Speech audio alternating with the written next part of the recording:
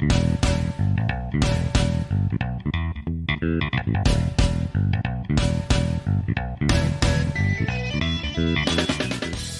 everybody, and welcome once again to The Goods, a film podcast.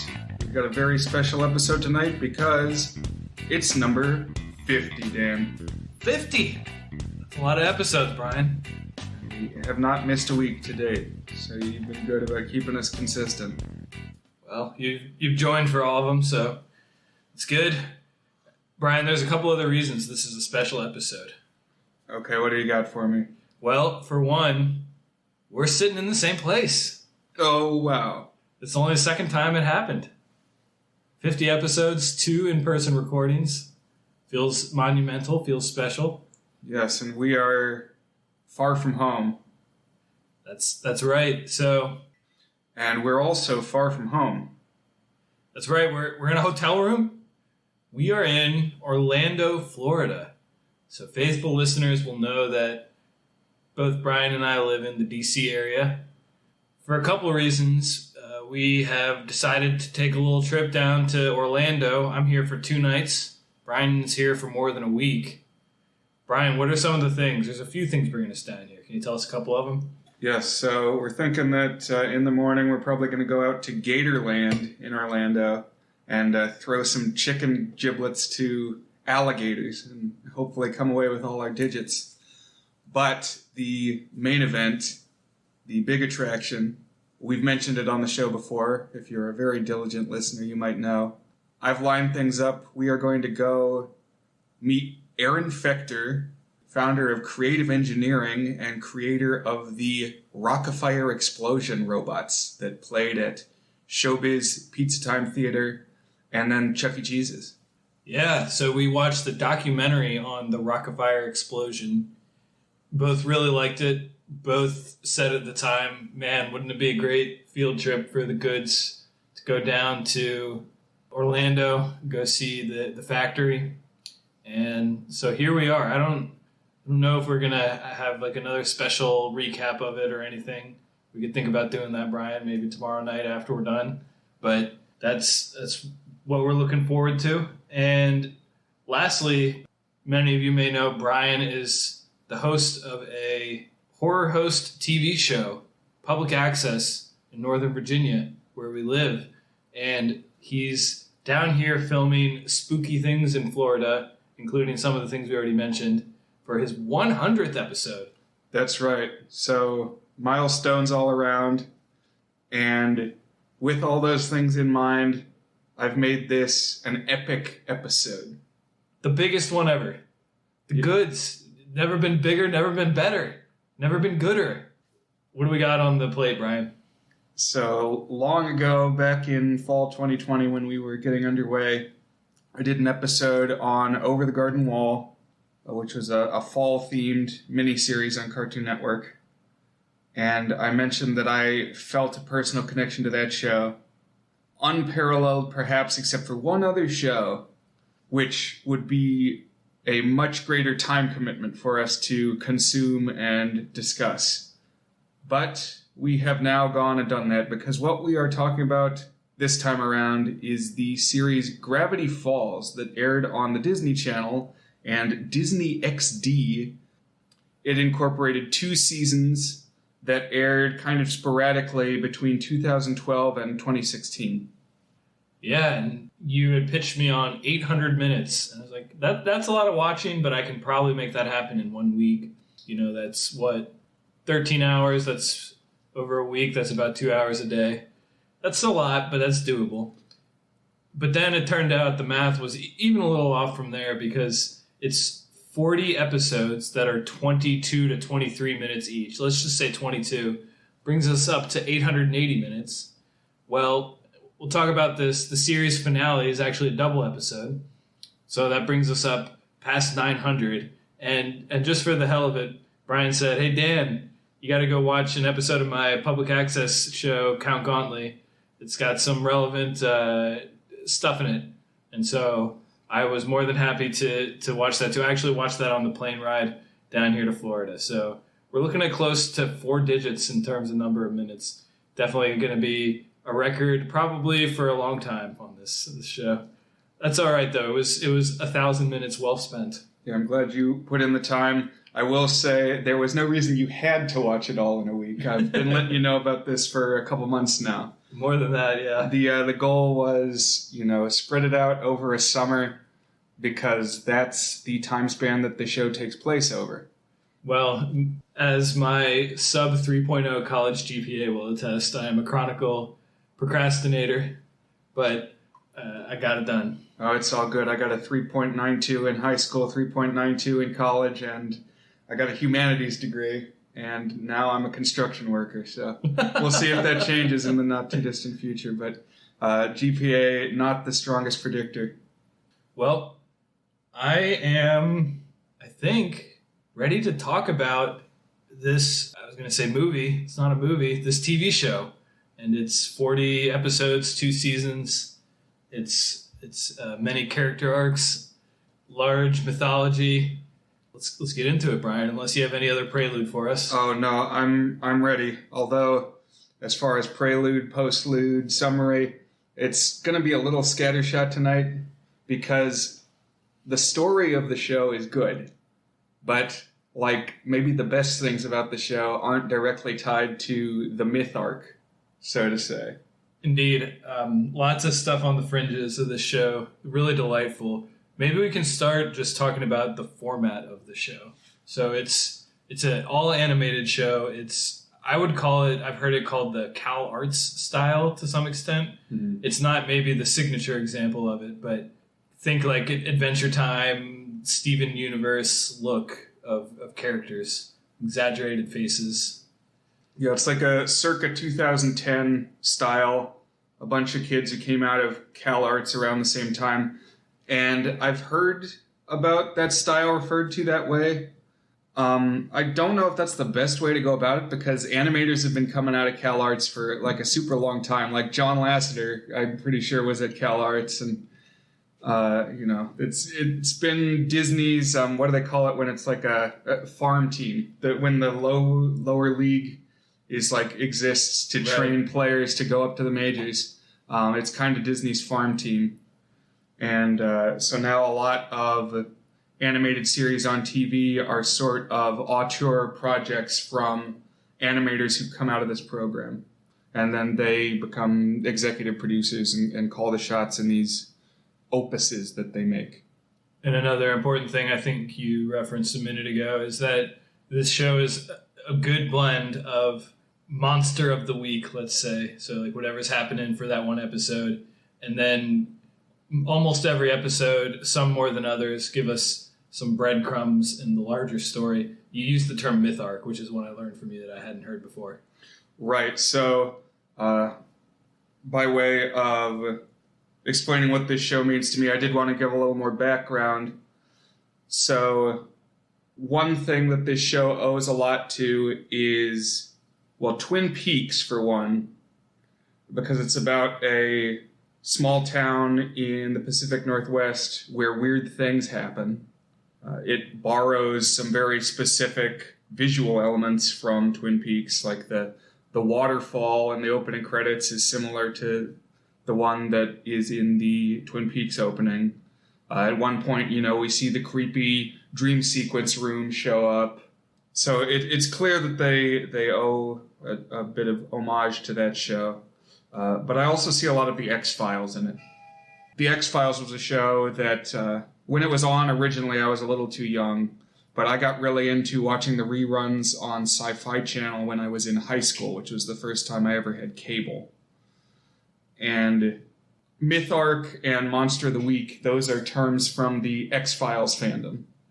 I would say that Gravity Falls manages the balance much better.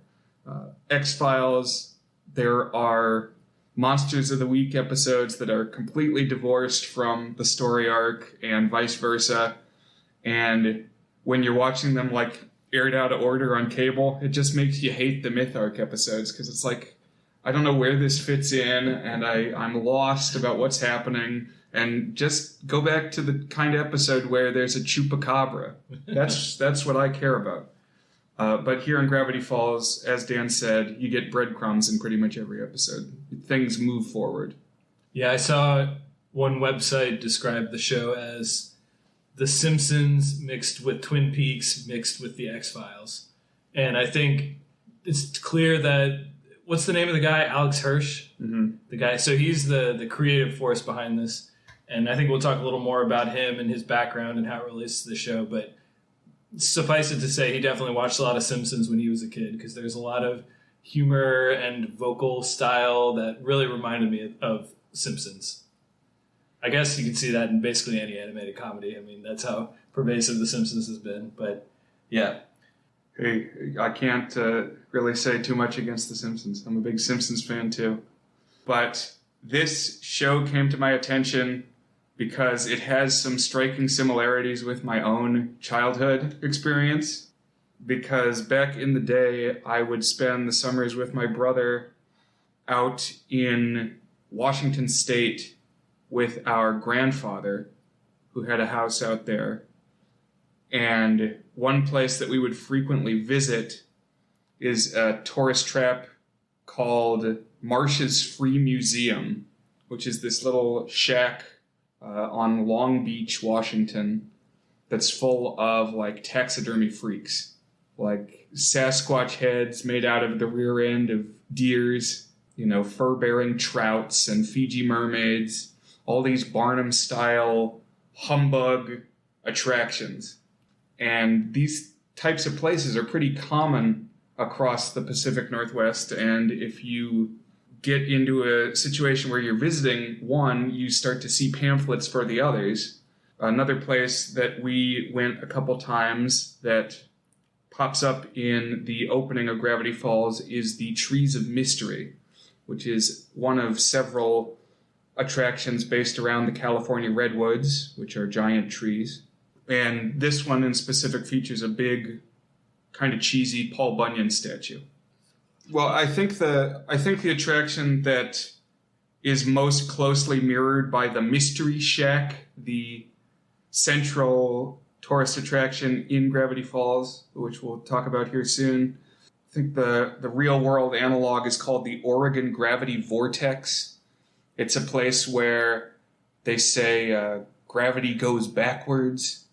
Like if you stop your car in neutral on the side of the hill, you'll roll up the hill.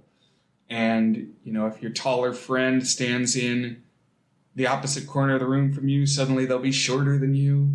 And it's got anomalies and it's weird. And you have interesting photo ops.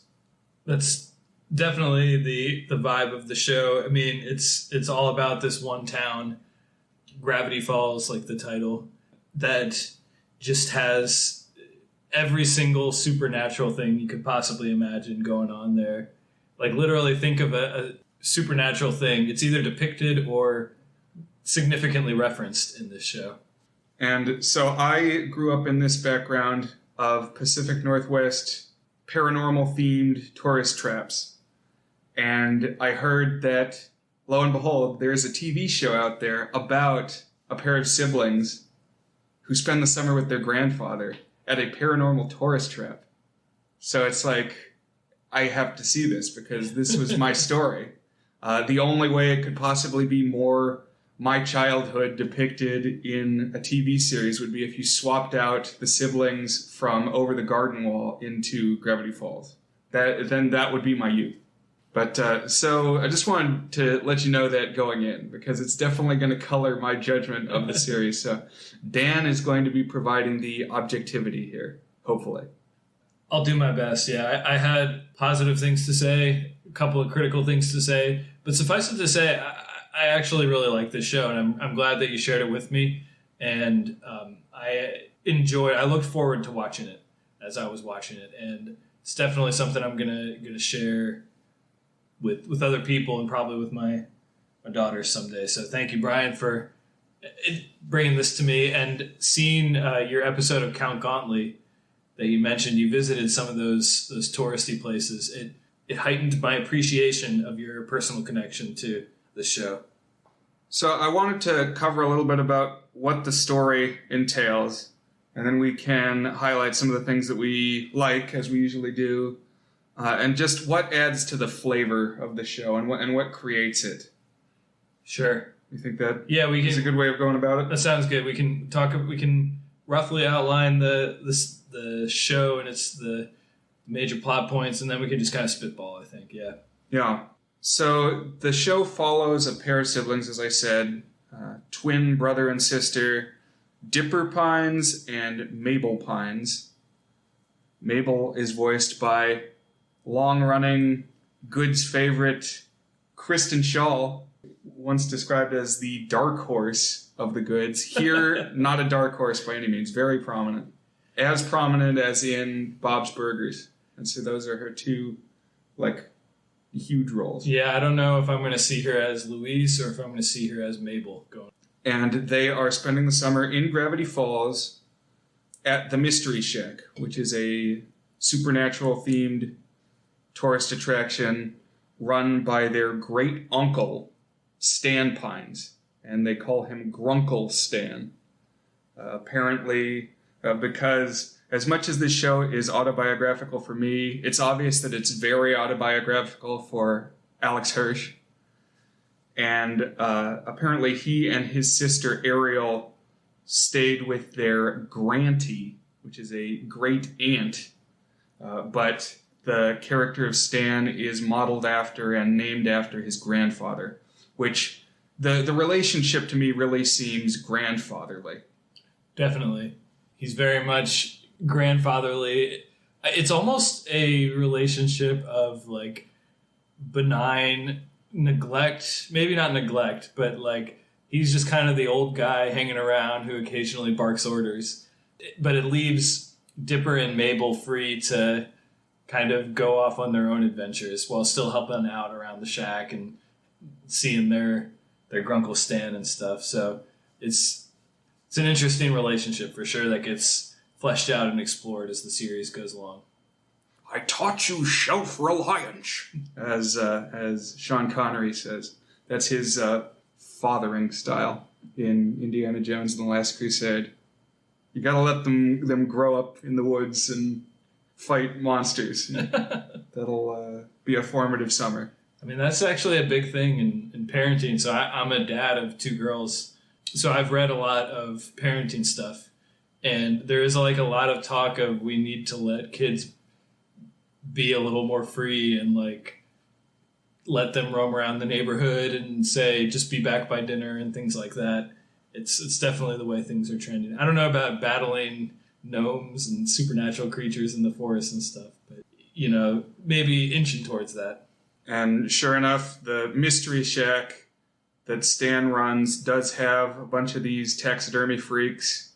I noticed right in episode 1, there's a Fiji mermaid in a glass case that looks exactly like Jake the Alligator Man at Marsh's Free Museum.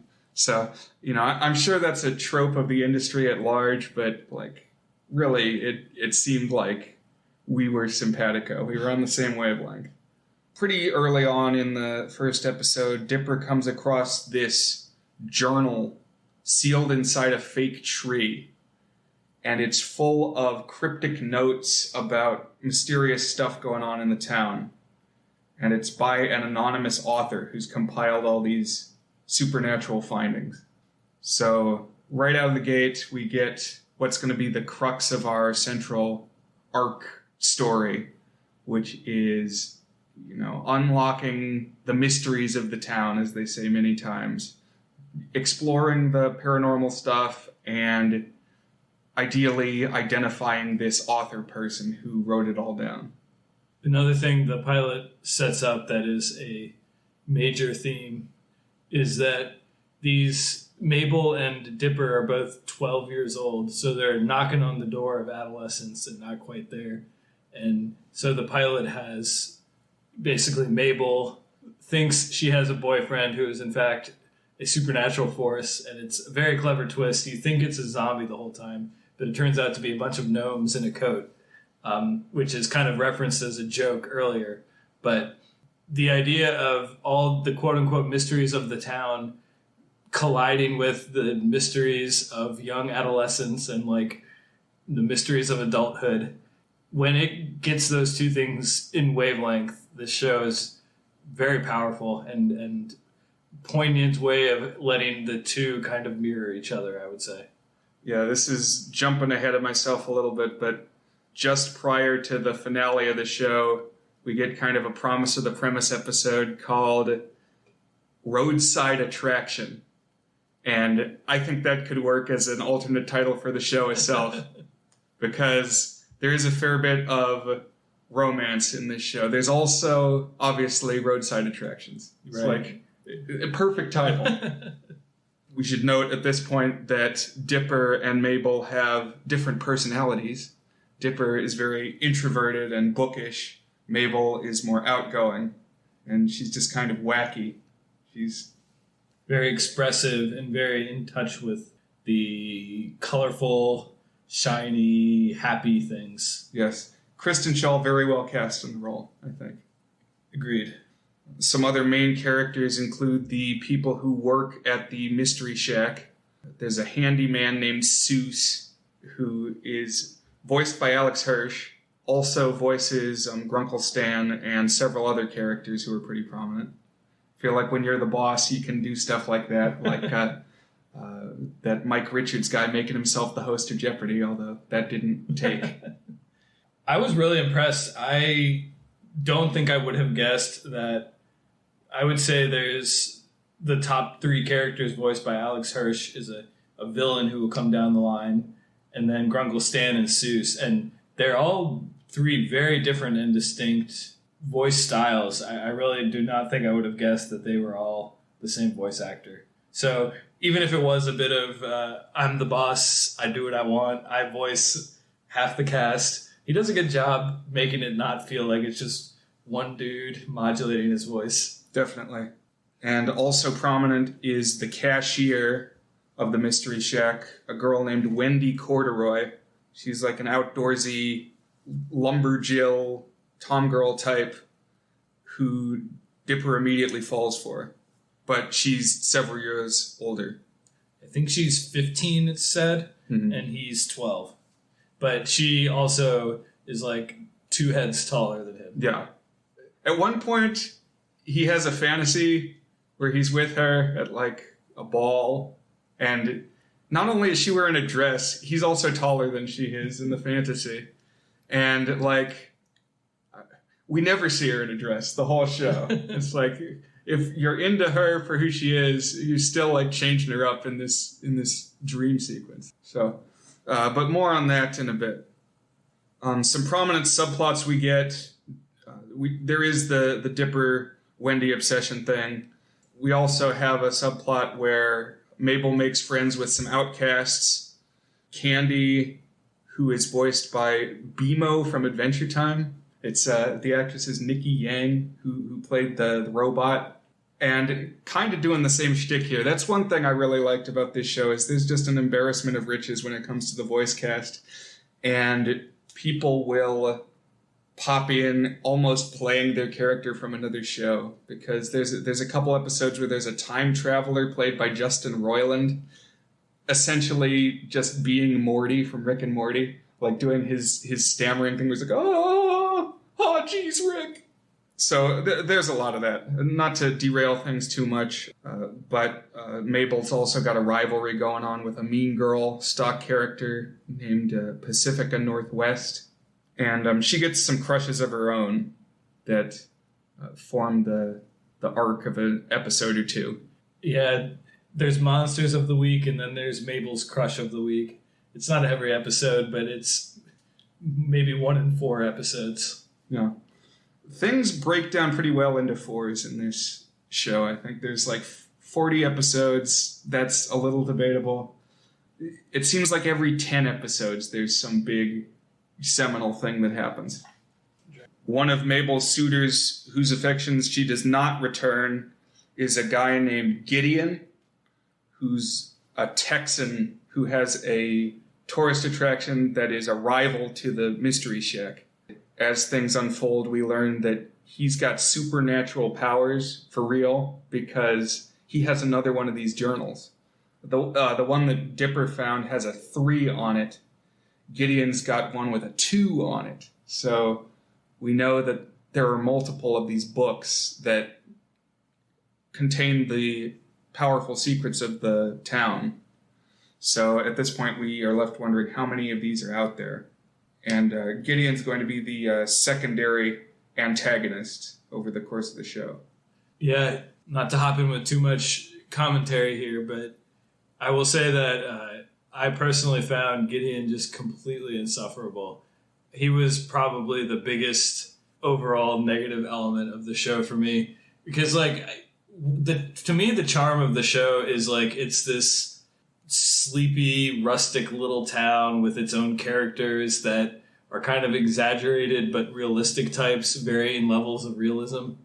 There's dopey, overweight cops, and there's shop owners, and there's the newspaper reporter, and there's the crotchety old mayor, and all these things. There's the rich family in town.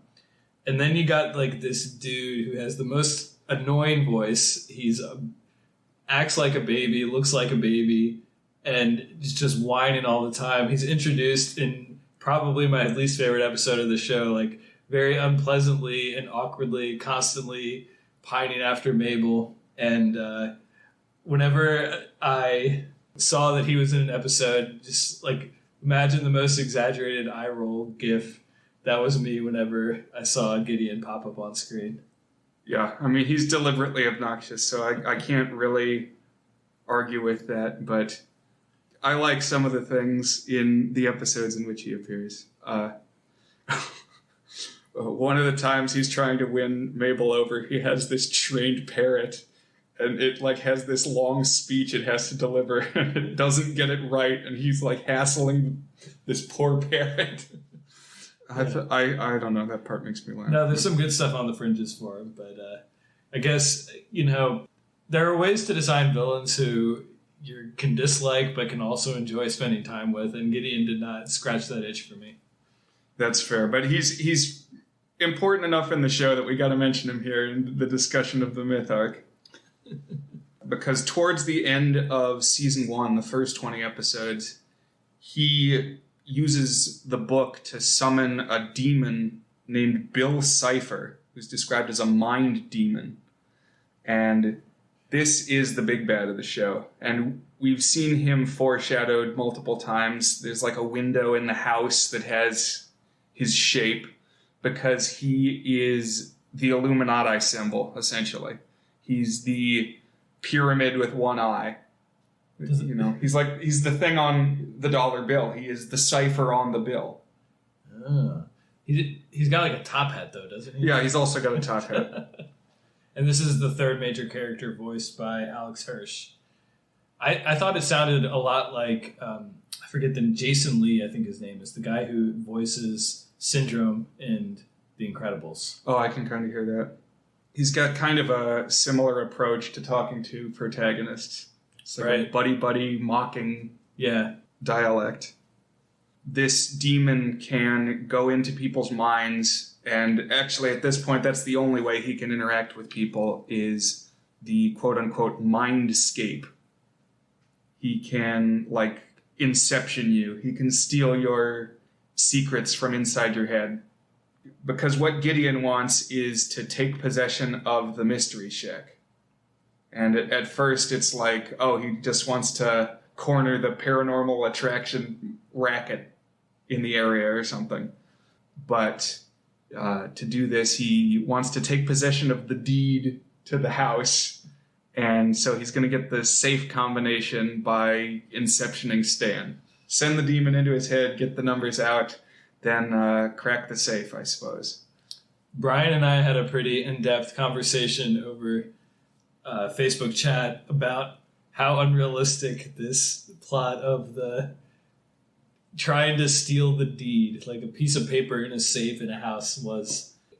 I won't elaborate too much, except that is not how home ownership works. It's not if you hold the piece of paper, you own that house, and if somebody nabs it out of your hand, they are now the owner of the house. But it drives the plot forward, at least. Yeah, it's kind of presented as a Mr. Krabs and Plankton fighting over the secret formula thing. Sure. But the kids are able to rebuff this first mind invasion attempt by Bill. They imagination fight him out of Stan's head. And so Gideon's got to turn to his own devices. He's actually got a giant robot. And so in this final episode of season 1, we get a giant robot fight. And it's kind of a taste of the epicness to come. Things are going to grow in scope as we go. Definitely, yeah. And the giant robot is shaped like baby Gideon, or little Gideon, or whatever his name is, the little shit. But sorry. No, it's okay. We're sharing our feelings as Tenderheart Bear taught us. Speaking of little shits, yeah. Yep. And they are able to defeat little Gideon. And from the wreckage of this robot, Gideon gets plucked out and sent off to prison.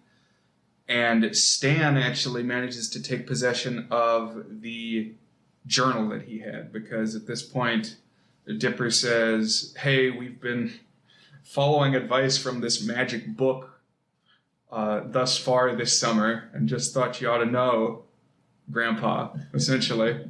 And in the final moment of season 1, we find out not only does Stan have access to journals 3 and 2 now, he's actually had journal number 1 all along. And down in this sanctum underneath the Mystery Shack, he has a giant space technology portal that he's building.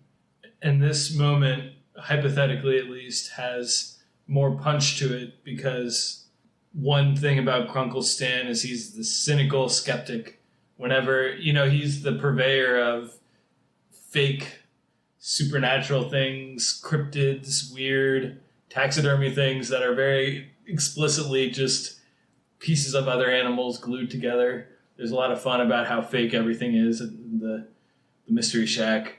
And he's constantly, putting down Dipper for thinking that there's something more magical going on in the town. But, it turns out he's got one of the magic books himself, so obviously he's a believer. I will say, if you didn't guess that Stan was pretty well aware of the supernatural leanings and had some things going on himself, you probably weren't watching the show too closely, but it was still a cool kind of moment to see those things come together. Yeah, in the very first episode, he goes behind a bookcase and is, he's doing something down there. So. He's got the shifty eyes. There's a lot in this show calculated to make people wonder and try to figure out the mysteries. And it definitely would have been a different experience consuming it over 3.5 years compared to marathoning it on a streaming service. Because there's codes at the ends of the episodes, different kinds of clues and ciphers, and there's different times where there's backwards audio. And if you really, really cared about this show, I consider myself to be a big fan, but not to the point where I'm dissecting audio clips. But if those people were out there, I imagine that this was a rewarding program. Yeah, probably rewarding, and probably, I don't know, the mythology itself isn't really deep enough to warrant that to some extent. It does have a lot of mysteries and a lot of revelations, but I guess what I'm saying is I'm glad that I did not have to suffer through that. I'm glad that I experienced it in the marathoning stage, the binge mode. Yeah, it's still good if you watch it. Oh, yeah. However definitely. you watch it. I mean, I think, honestly, it holds together really well as a show you watch over maybe not 1 week, but maybe a few weeks, maybe a month, because it does span a single summer across the 2 seasons. So 3.5 years would have been a bit much. But now we're into season 2. The show changed channels. It went to Disney's slightly older aimed Disney XD. And I think some of the changes reflect that. For instance, both season premieres feature zombies, but this time it's real zombies. And they're actually got eyeballs hanging out and stuff. Yeah, the show leans into its supernatural elements in the second season quite a bit more. And it doesn't shy away from some really almost gruesome, creepy things that are appearing in this show. I have a couple of specific episodes where there were moments that caught me off guard with how intense the creepiness, weirdness, goriness of it was, if for just flashes at a time. Yeah, we get some... there's an episode with a monster clearly inspired by John Carpenter's The Thing that can take on different forms, and it's like bits of humans and animals and just all mashed together in a gory mess. There's one where there's like a possession or something, and there's a bunch of taxidermy heads dripping blood. You know, lots of fun stuff. In the finale, there's a point where Bill yells, "I have some children I need to make into corpses." It's like, whoa, that's pretty metal, Disney. Yeah, you went there. We can talk certainly more about the finale when we get there, but the finale has a lot of things that stretch the limits of acceptable taste in children's television, I would say. But of course, we want to know now about what Stan's doing in the basement. What's he building in there? As Tom Waits, it says. And we're kind of teased, breadcrumbs. Bit by bit, we're learning things.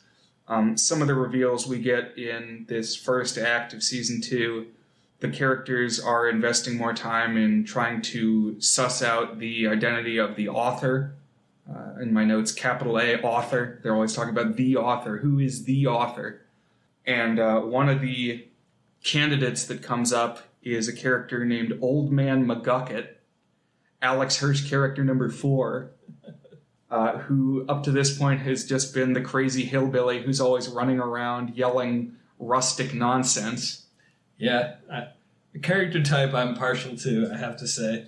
But he's the epitome of comic relief, although we do get flashes of his depth. In the second episode of the show, we see that he's actually a crazy inventor. He's like built a robot serpent machine, but it's all kind of played off for yucks.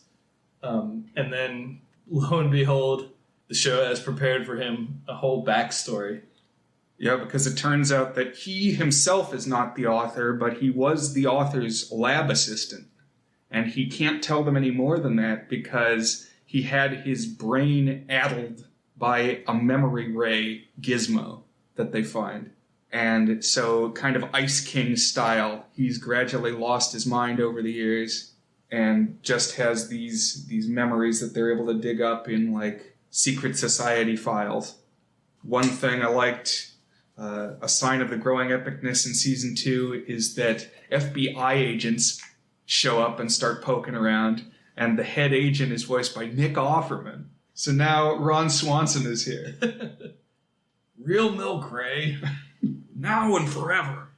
Yeah, it's just impossible for me to hear anything other than Ron Swanson coming out of any character that has Ron Swanson's voice. But they show up. Honestly, it's only for like 4 episodes. They're introduced in the season 2 premiere. I thought they were going to be a constant presence. And this is another Twin Peaks reference to me. It's not exactly the same because they're like investigating paranormal things, whereas in Twin Peaks, Kyle, what's his name?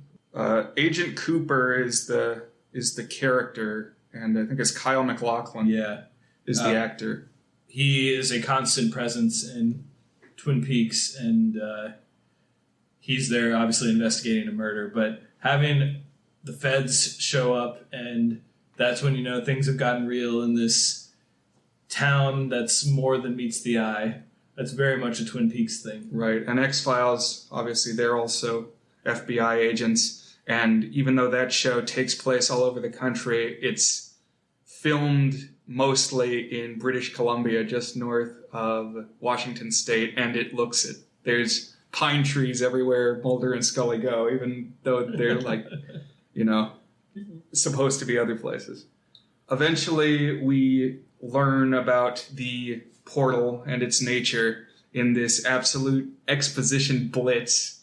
There's like a 2-episode stretch where it's just finding out what the portal's about. Because the agents finally corner Stan, and they reveal that he's been living under a fake identity. He's been like going from place to place, assuming new names. And is he really their Grunkle Stan? But he's able to elude the agents long enough to witness the fully operational stage of the portal as it powers up and opens. And the twins have a moment where they're able to stop the opening of the portal, should they decide to, but they ultimately decide to trust Stan, whoever he is, and let this happen, let it open up. And who should emerge but the author, capital A, the six-fingered man who left his imprint on the cover of the journals. Through a long explanation, this turns out to be Stan's twin brother. Right, so we did not know that there was another Grunkle. And I think makes more sense why it's Grunkle and not Grandpa, because you can have two Grunkles, but you can't have two Grandpas. Confusingly, they are both named Stan.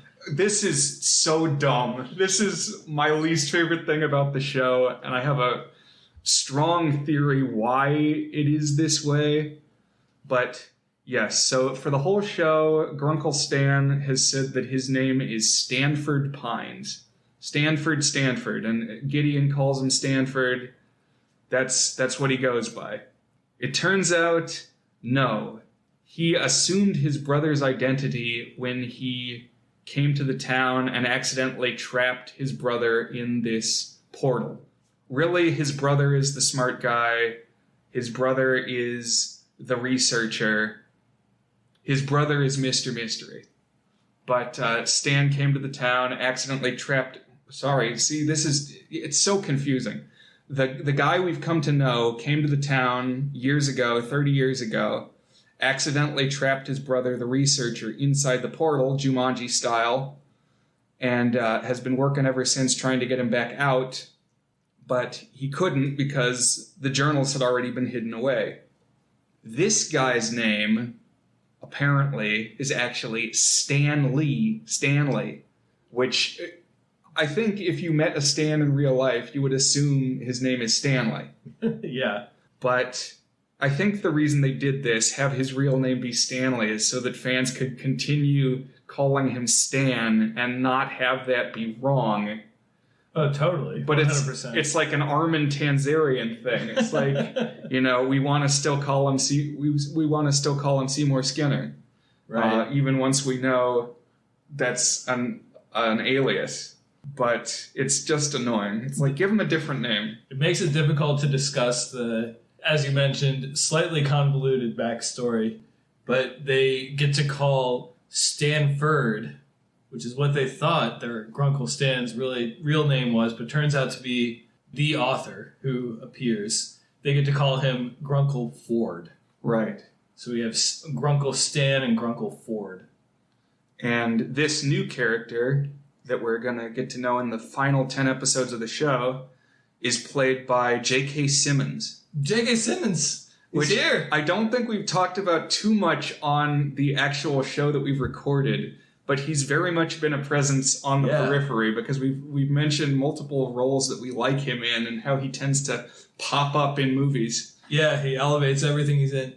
So we've done 2 theme months. I don't know if this is a spoiler, but one idea for a theme month we have for theme month 3. We got a few working candidates, but one is J.K. Simmons month, where here's J.K. Simmons in a movie, and you could have 4 or 5 or 6 or whatever, totally different things. And you mentioned this could have been a, quote, backdoor pilot to J.K. Simmons month. I don't think we're going to go that route, but yeah, no, I'm a big J.K. Simmons fan. Yeah, not exactly a theme per se, but we would like to explore his oeuvre more in the months ahead. Indeed. The dynamic he adds is he's the nerdier sibling, like Dipper is to Mabel. So the parallel between Mabel and Stan is not as strong, other than they are the more extroverted sibling. Yeah, but they're twins, is that right? And Stan and Stan? Yes. Yeah, the 2 Stans are twins as well. I think both sets are fraternal, although they definitely look alike. Right, yeah. I kind of wish they had introduced this. I have like 4 suggested rewrites of the show. One is introduce Grunkle Stanford earlier. maybe at the start of season 2. I don't know, because the show gets a lot of richness out of having two sets of twins and the way they bond and the interesting things it reveals about the different characters. In particular, Dipper and Grunkle Ford, the author who appears halfway through season 2, have a lot of bonding and a lot of things in common. And some of their shared experiences ultimately kick off the finale of the show. Right, because when we get this backstory of the two Stans, which is the title of the episode, they were once very close as kids, and then as their personalities developed and diverged, they grew apart. Specifically because Ford was really smart and excelling academically, and Stanley was starting to become afraid that he was going to get left behind in the dust. It does a good job of introducing these characters and their backstory to make us see. So there's an episode, I think it's called The Two Stands. I think it's the kickoff of the back half of season 2, or maybe one episode after that. And by the way, shout out to my little brother Will. I was just talking to him today. He thinks that this stretch, he had a specific episode, I'm not clear which of the specific episodes he's talking about, but is one of the peaks of, he says, of all American animation. And he's watched a lot, so that's high praise. But this is his favorite stretch of the show, when we get to meet Uncle Ford for the first time. And it reminded me a little bit of, in Harry Potter, there's a famous chapter in the 7th book called The Prince's Tale, where we basically see, in that case it's Snape, but we basically see him through the years. And here it's the two Stans. We see Grunkle Stan as we know him, and then Grunkle Ford and their whole kind of life story and what ultimately drove them apart. And we kind of see it in snapshots, like little episodes from various points in their life. And it is, as I mentioned, very intriguing because we already have a set of siblings that have some similar dynamics, and to see them kind of fall out of, not love, but fall out of relationship and caring for each other over time adds a darker shade to Dipper and Mabel. It plants the seed that the same thing could happen to Dipper and Mabel. Indeed, yeah.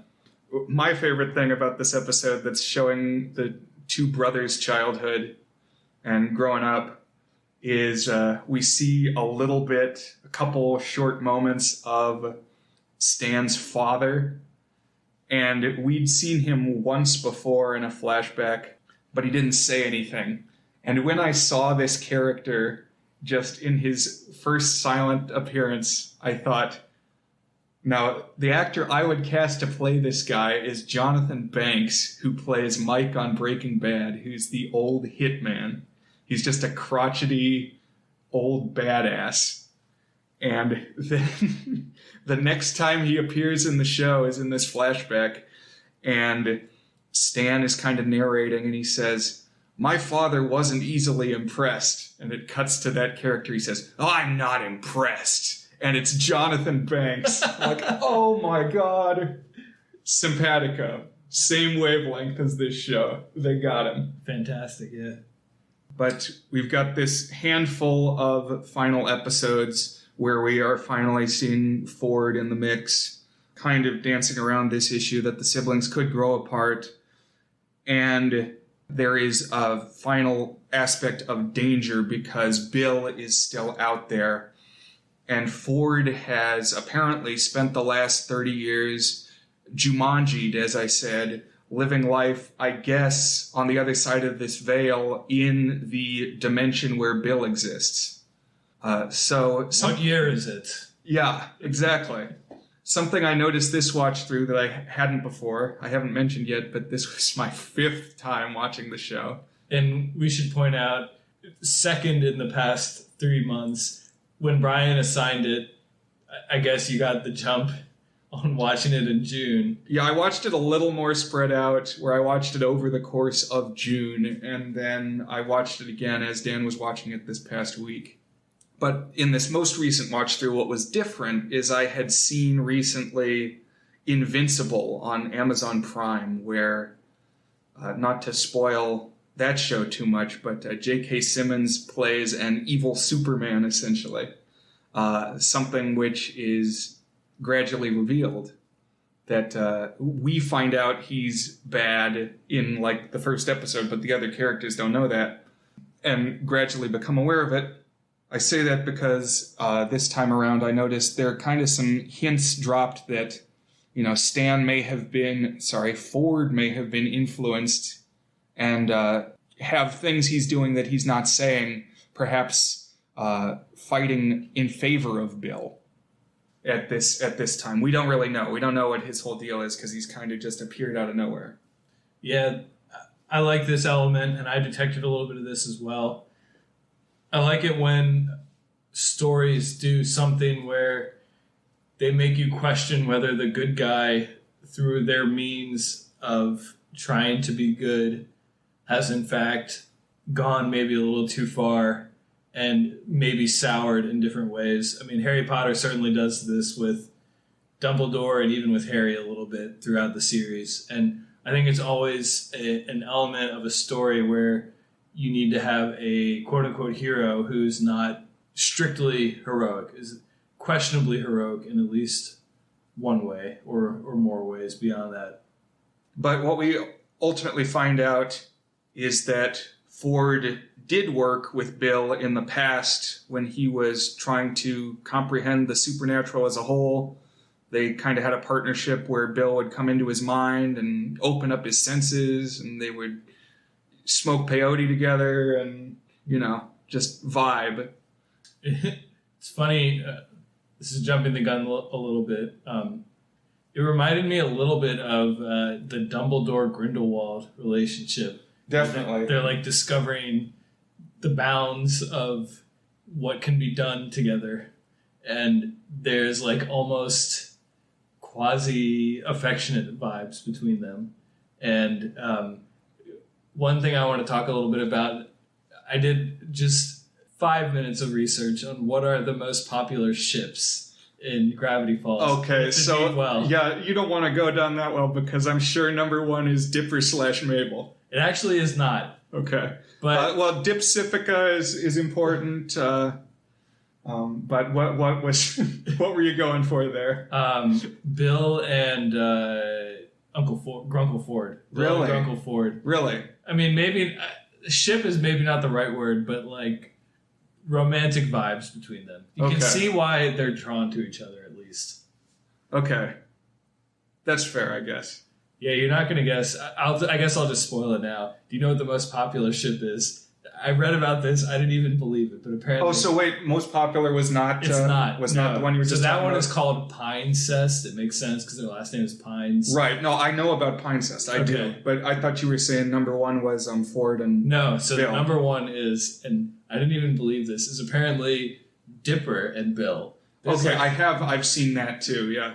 Bill Dip is what it's called. Okay. I don't know what the basis is of that one. Like, I don't really see them connecting very much during this show, but... So, something that is going to be difficult to explain here, but a long time ago, Dan and I recorded a podcast discussing The Legend of Korra, the sequel series to Avatar: The Last Airbender. And at the end of that, he was talking about the final scene of Legend of Korra, where we get a romantic connection between Korra and Asami, the other prominent female character. And I said it was kind of a mic drop moment, that they just end things with a queer romance, and then they don't have to deal with the fallout of that. It's just like, yeah, it's happening. Bye, guys. But then Dan said, I saw an extended version of that scene where they do kiss at the end. Did you see that stuff? And I said, yeah, Dan, I've seen that stuff. Oh. And so now anytime ships are involved or things trending that way in fan communities online, I always think in my head, so you seen that stuff? So, yeah, Pinecest. You seen that stuff?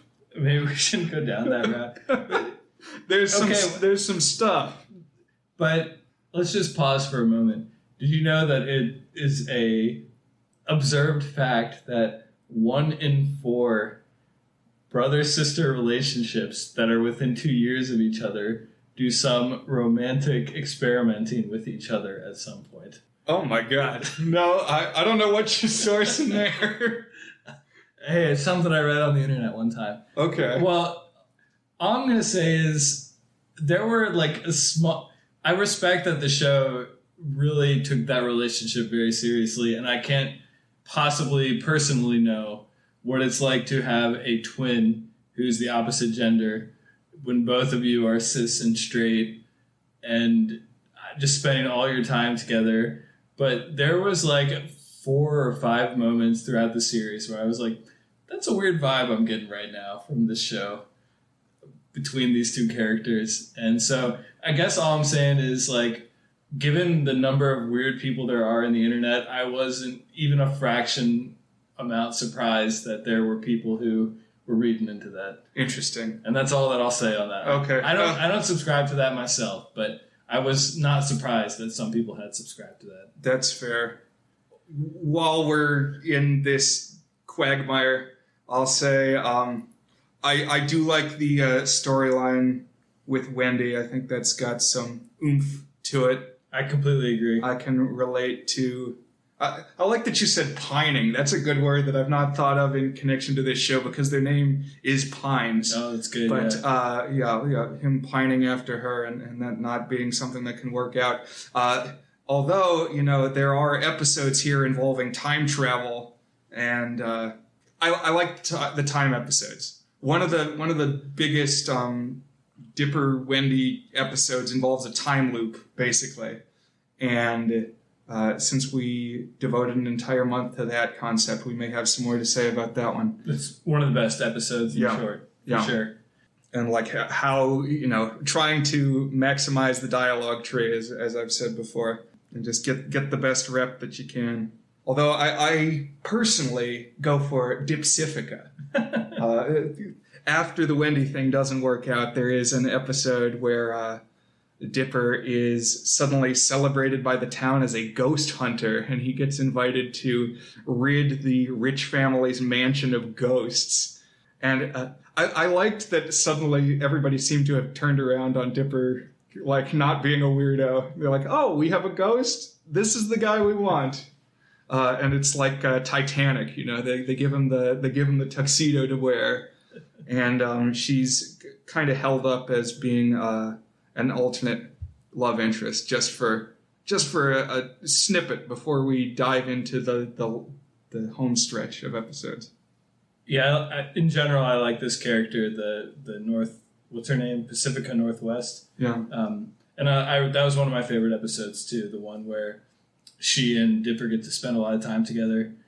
And we'll spitball a couple other favorites, highlights, lowlights as far as the individual episodes go. But let's wrap up this story here because we are close to the end. Because one of the things that Ford says when he reveals that he did spend this intimate brain-sharing time with the Dream Demon was that he knows Bill's ultimate goal, and what finally turned him off of this relationship was Bill wants to tear through into the human dimension and Lovecraft it up.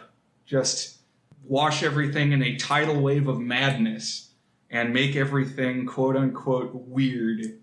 And Ford has disassembled the portal to stop this from happening, but there is still this uncertainty wave, this uncollapsed bit of rift that could tear through at any moment if perturbed, and he has to protect it and stop that from happening.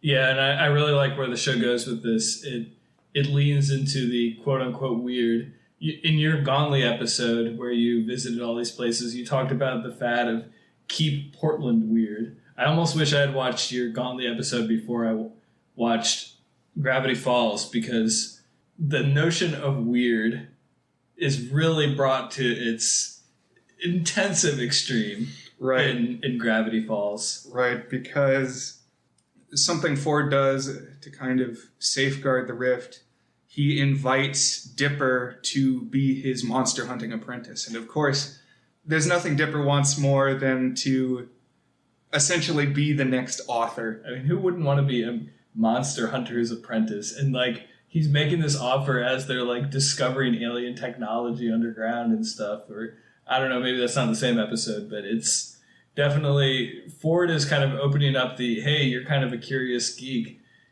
You also can be a badass while you're a curious geek doors in Dipper's life. Right. And so now here is the job offer that Dipper has been waiting for. Stay with me in Gravity Falls and just fight the monsters full time. And I'm a super genius, so you don't even have to go to school anymore. Just being around me will make you smart, and your parents will be happy, and you'll get to do what you want all the time. But this would mean not going back home and not growing up with Mabel. This is also when I found out that they are just traveling from California to Oregon, bordering states. Granted, California is very large, and like Alex Hirsch, Dipper is a Southern California Hollywood boy, I guess. He's from the town of Piedmont, which is where Alex Hirsch was from. I don't know if we knew that until towards the end of I the don't show. think we did, because I assumed they were from further away, which is my bias showing, because I would go from Virginia to the Pacific Northwest, which is further. But anyway, the thought that they're going to have to grow up apart jolts Mabel out of her typical happy-go-lucky mood. And so she is fretful all of a sudden. And this is when she runs into a disguised Bill in the woods. He's in the guise of the time traveler that we've met a couple times. And he says, hey, I know a way that you could just have it be summer forever, and nothing ever has to change. And he weasels the rift away from her and is able to smash it and rip apart the dimensions and kickstart a 4 or 5 episode arc. It's 3 or 4. 3 or 4. Well, if you count the one that bleeds into it to start with, it's like this tail end of the show that is just unapologetically epic and weird. Yeah.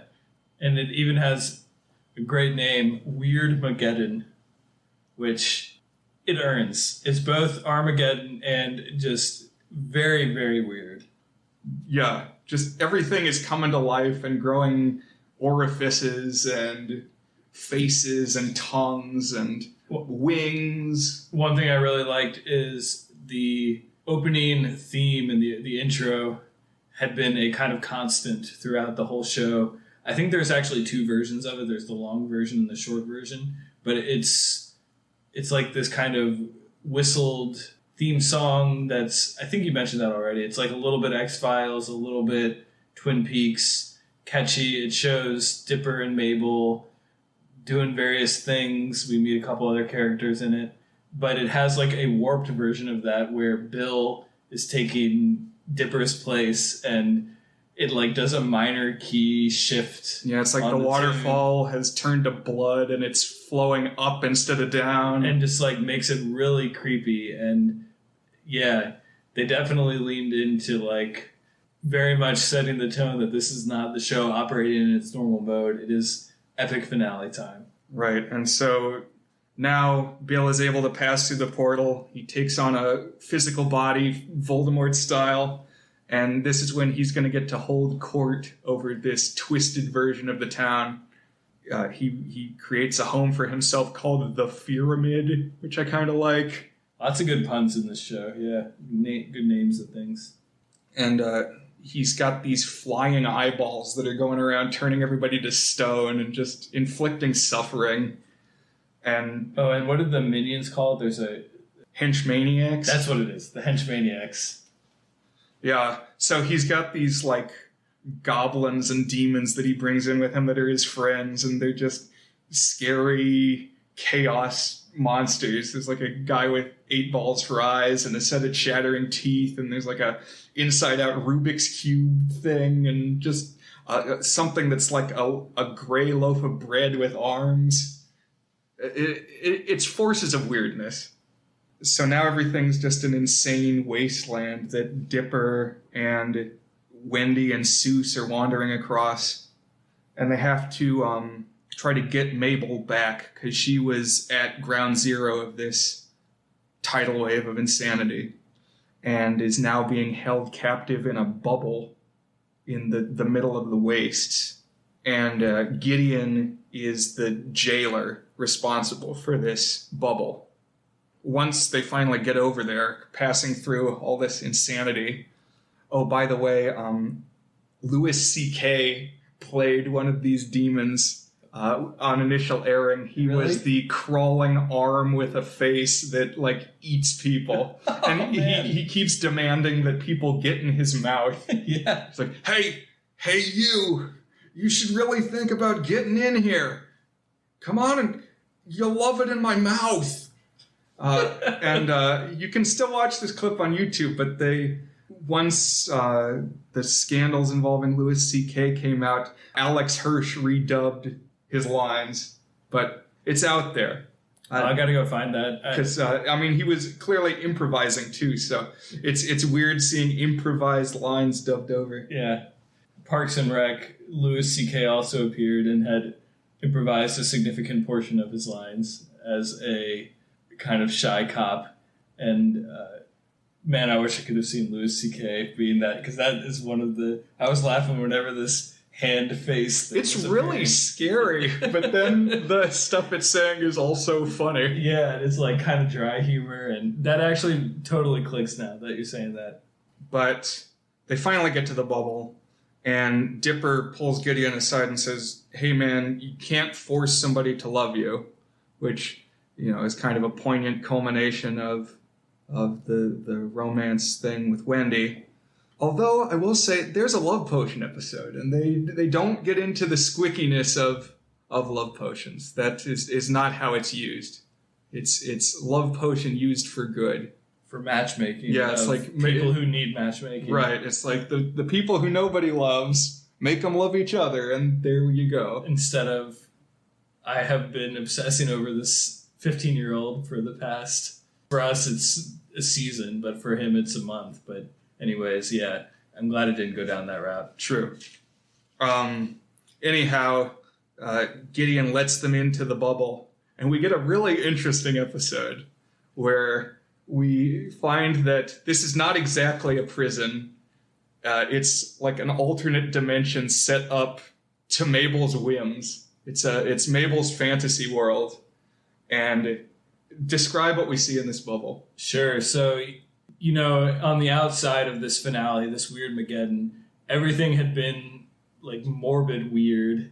Like, there's a moment that really stuck out to me when somebody comes up to Bill. I think it's Wendy's dad, the lumberjack, and is, like, going to fight against him. And he's like, now your face orifices are mixed up. And, like, now his mouth is an eye, and his eyes are ears, and it's just really freaking messed up. And, like... Imagine bizarre mashed with apocalyptic, mashed with just insane, whatever is on the tip of your imagination.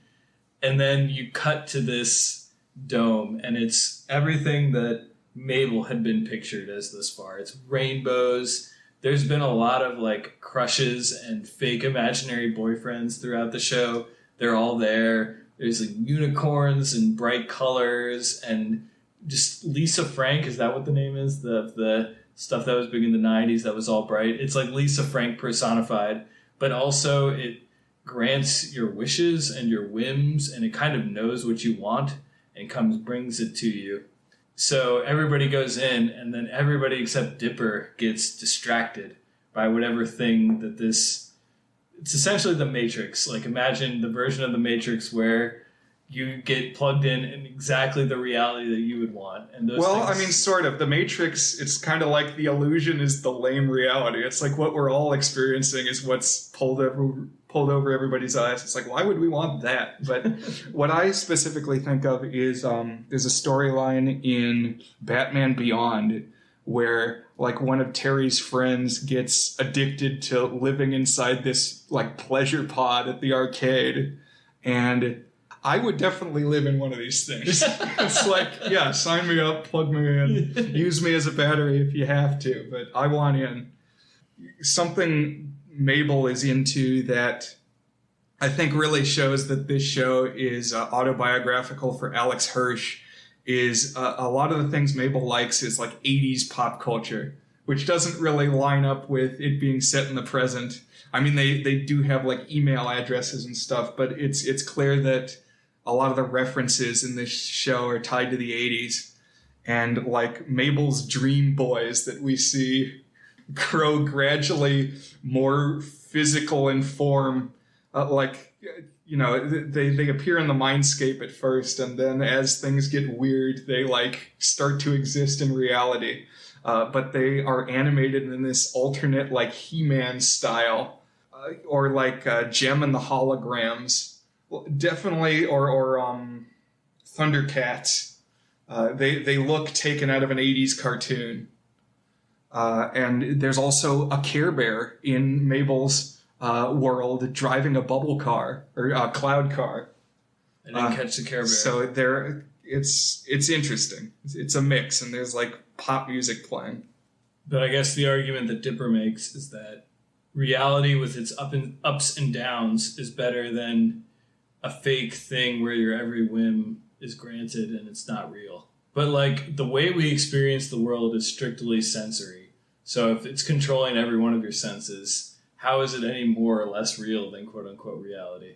It's interesting. It raises some compelling arguments, and like when Dipper points out that the fantasy stuff isn't real, it like dissolves into bugs, and it's very shocking and makes you feel some things. I take it this was a highlight for you. Oh yeah, I really liked this episode, and it kind of stands on its own apart from the rest of the chaos. Like they pause and everything slows down for us to have this.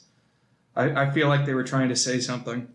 Yeah, one thing I really liked about the finale and just the show in general is the blend of the personal relationships and the things it tells us about the characters with the supernatural stuff.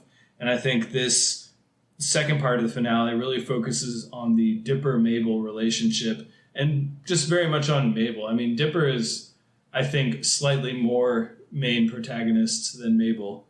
And it's good to have a Mabel-centric episode that takes her seriously and her concerns, but like uses it against this backdrop of everything being weird, but also like the weirdness of, I don't know, I took Weirdmageddon to basically be not exactly, but almost a metaphor for like the onset of puberty and like everything about life becoming weird. It's obviously more than that because you have like the absolute surreal stuff happening, but like that being a thing that comes between a boy and girl sibling matches, it fits for me. Definitely. Yeah. It's not coincidence that, I mean, it's about the end of summer. It's about the end of preteen years. Literally the last day of summer is their 13th birthday when they become teenagers. Right. And that's all when this is going down. And I mean, I think that it tracks with like pretty much all of folklore. I mean, like adolescence is when the weird stuff happens. We're definitely going to queue up the 13th year at some point, the best movie ever made about merman puberty. But I mean, even if you look at stuff like Little Red Riding Hood, it's like adolescence is when you go into the woods and there's wolves out there. But now the bubble is burst, and it's time for the showdown with Bill. And Dipper and Mabel and Wendy and Seuss make their way back to the shack, which, as it turns out, has been Bill-proofed because Ford cast some spells a couple episodes back. And so we have this group of holdout characters that's very random, but it's like one-off characters we've seen from all throughout the show. So it's kind of like the trial at the end of Seinfeld, where everybody shows up again, everybody that we've seen just once throughout all the seasons, to testify at a trial in Seinfeld. But here they are all shown up for the battle. Yeah, if Weirdmageddon, broken into its parts, each exemplifies a trait of the show. The first one is the supernatural weirdness. The second one is the Mabel-Dipper relationship, particularly from Mabel's perspective. But this third one leans into the extended cast of Gravity Falls, Oregon, the city, and like the secondary and tertiary and quaternary characters that we get glimpses of, but now are kind of a part of this larger story, even tangentially. And I'll say that shows that establish a thriving community of support characters tend to rate highly in my book. So this is where I probably see the biggest connection to The Simpsons, in just the sense that you can, like, if you wanted to have an episode about the sea captain or about Dr. Nick, and Gravity Falls doesn't quite get there because, of course, it didn't run for 31 seasons, but there are a lot of support characters. You mentioned the lumberjack. There's like a reporter on the news and a reporter who wants to be on the news. There's the dopey sheriff and his dopier deputy. There's the crazy old man. It's a lot of people. The thing that made me think of more than Simpsons was Parks and Rec, where Parks and Rec has these personalities appear first as one-offs and then kind of recurring bits, and you learn they're more interconnected than you initially realized and grow some affection for them, but also they're still like kind of off to the side for the majority of the run. But you know that the show is caring about them and they're not forgotten. Another one I think of is Arthur. Shout out to Arthur. On your small screen 66, your countdown of your 66 favorite shows. Oh yeah, it's on there somewhere. But, I mean, you know, you could have a story about Lunch Lady McGrady or Principal Haney, if you wanted to. But these holdouts at the shack, they follow Old Man McGucket's instructions because he's the robotics expert, and they turn the Bill-proof shack itself into a war machine. And so now we get a big, giant robot fight against Bill again. And it's just pulling in all kinds of threads from all throughout the show. Like, at one point there were dinosaurs involved, and a dinosaur gets built into the construction of this thing. There's a boy band episode, and the boy band is, like, running a big hamster wheel that powers part of the robot. And it's just so much going on. Yeah. But so they engage in battle with Bill, and they're dominating for a while because he can't do anything to them. But he eventually figures out that if he uses, I think, like a physical weapon, that can go through the weirdness barrier. Like if it's not some extra dimensional thing, he can hit him with it and it'll do damage. And so they get in a place where now they're at Bill's mercy. And they hit on a new plan because there appears to also be a weirdness barrier over the town, I guess. And so while the monsters can hold court there, they can't take over the world at large, which obviously is what Bill wants to do in the end. So we joked in the Power Rangers episode how Rita Repulsa in the TV show is always like, today Angel Grove and tomorrow the world. Like, it's kind of an unrealistic expansion beyond one little neighborhood, one little town. But I liked how this really centered it around Gravity Falls, and particularly the Mystery Shack becoming one of the forces of good and being mechanized and brought to life was just a cool and badass way to, like, I don't know, bring it to life. I like it when shows do things, and shows and movies. Like, the one that I always reference is Ned's Declassified School Survival Guide. In the finale, it literally culminates with tearing down the set that was the school and bringing like the physical space into the culmination of the story itself. I love. That's always a victory for me. Yeah, I would also shout out to the clock tower in the Back to the Future movies as being, you know, it doesn't quite get there where it's a character per se, but it's just a very prominent building that is involved throughout the timeline. Right. But Ford comes up with an idea that apparently in his research, he's found a way to, he can make the barriers. He also knows how to breach them. So he invites Bill into his mind, saying, you want to know how to, collapse the waveform again and get out and take over the world? Well, I have the secret, and you got to come in here and get it. And somehow, I don't know exactly how they do this, but they do a quick change maneuver, because remember that Grunkle Stan and Grunkle Ford are twins. They do bear a resemblance to each other. But somehow in this moment where they've invited Bill in, Stan puts on Ford's clothes, and Bill jumps into what he thinks is Ford's mind, but turns out to be Stan's. Stan obviously doesn't have the secret that Bill needs in his head, and so Ford trains the memory erase ray onto Grunkle Stan and blasts his mind away, taking Bill with it. And that kind of kicks off the emotional resolution where briefly Stan has no memory. Before we get to that, though, I got to tell a story on this. So if you look up Gravity Falls on Wikipedia, it's got 40 episodes, okay? There is the finale is Weird Mageddon Part 3. As I understand it, I haven't looked this up myself, on Hulu, it shows up as 40 episodes. Last episode is Weird Mageddon Part 3. So here I am watching on Disney+. I'm on Weird Mageddon Part 3. When there's like 5 minutes to go, they're coming up with this plan to defeat Bill. And I'm like, man, that doesn't leave that much time for closure. But I guess they're going to defeat him in the next 1 or 2 minutes, and then there'll be 3 minutes of closure or whatever. And then what happens is they have this plan to defeat him. And Brian kind of glazed over this. That's fine because it ends up being not all that consequential. But it's this thing where they got to like hold hands and do this magic spell that will like destroy Bill. But Grunkle Stan and Grunkle Ford start feuding, and the spell completely fizzles. And the episode ends. I was like, what? That was the last episode. How is this over? And then it turns out there's actually on Disney Plus, there's a Weird Mageddon Part 4. I did not know that there was an additional episode. I was like counting down the minutes to the finale. I was like, how are they going to fit all this in? And then boom, there was 20 extra minutes. And I was like, is this like a top secret thing? Like, what?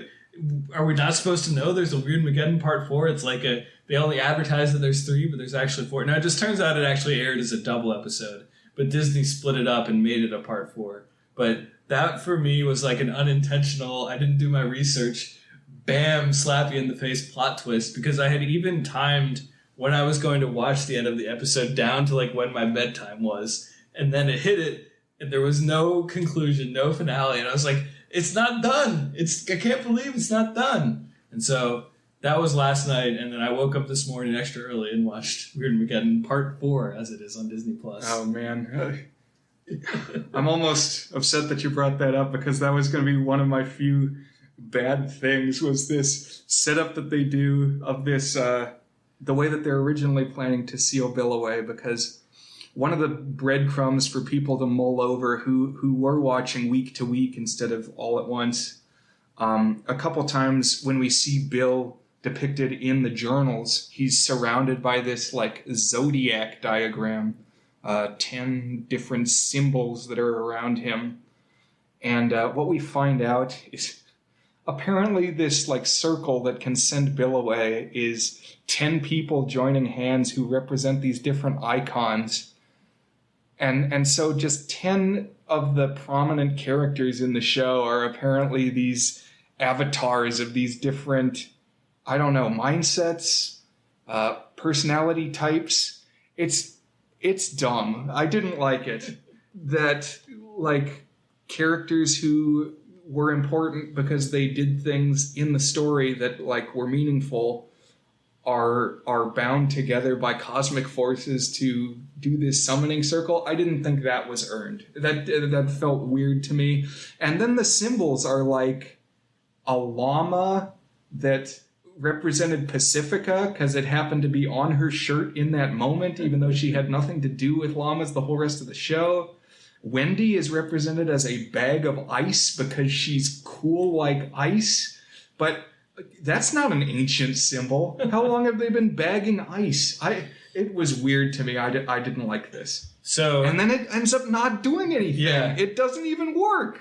I see where you're coming from on that. That the reason it worked for me is I took it as one of those prophecies in fantasy stories where even though it's like an ancient prophecy, it really is like a self-fulfilling prophecy where like these people come together and they have this power. And it's not like necessarily that Wendy is descended from the great line of the Bag of Ice people or whatever, but it just so happened in that one moment, if those 10 people had been together, because they would have summoned the sufficient power. I feel like those types of prophecies that like accidentally or arbitrarily fulfill themselves is kind of like a trope of fantasy. It didn't bother me too much, but I do see what you're saying. And I guess maybe to your point, the fact that it ended up not working is, it may have felt a little cheap or something like that. I guess so. But ultimately, that's not how they do it. They do it with the memory wiping ray thing. Yeah. And we get a tease of sort of like One Flew Over the Cuckoo's Nest ending where the savior character has now been lobotomized. He's lost his mind and his personality, but it doesn't stick. They are able to kind of bring him back from the brink. Grunkle Stan briefly has no memory of Mabel and Dipper, but Mabel pulls out the scrapbook she's been building throughout the series, and it brings back memories for Grunkle Stan, and he recovers, and we get sent off to our grand farewell. Yeah, we get like a 10-minute bit where we're just get a sprinkling of all these multiple happy endings for all the different supporting characters, and it feels really rewarding. It does, yeah. Like it's like what you would want to happen happens, because Dipper and Mabel do get their 13th birthday party, and because it's the return of normalcy for the town, like everybody gets in on it. Yeah, and it sometimes bugs me when shows get too happily ever after, self-congratulatory, we are all happy and hugging.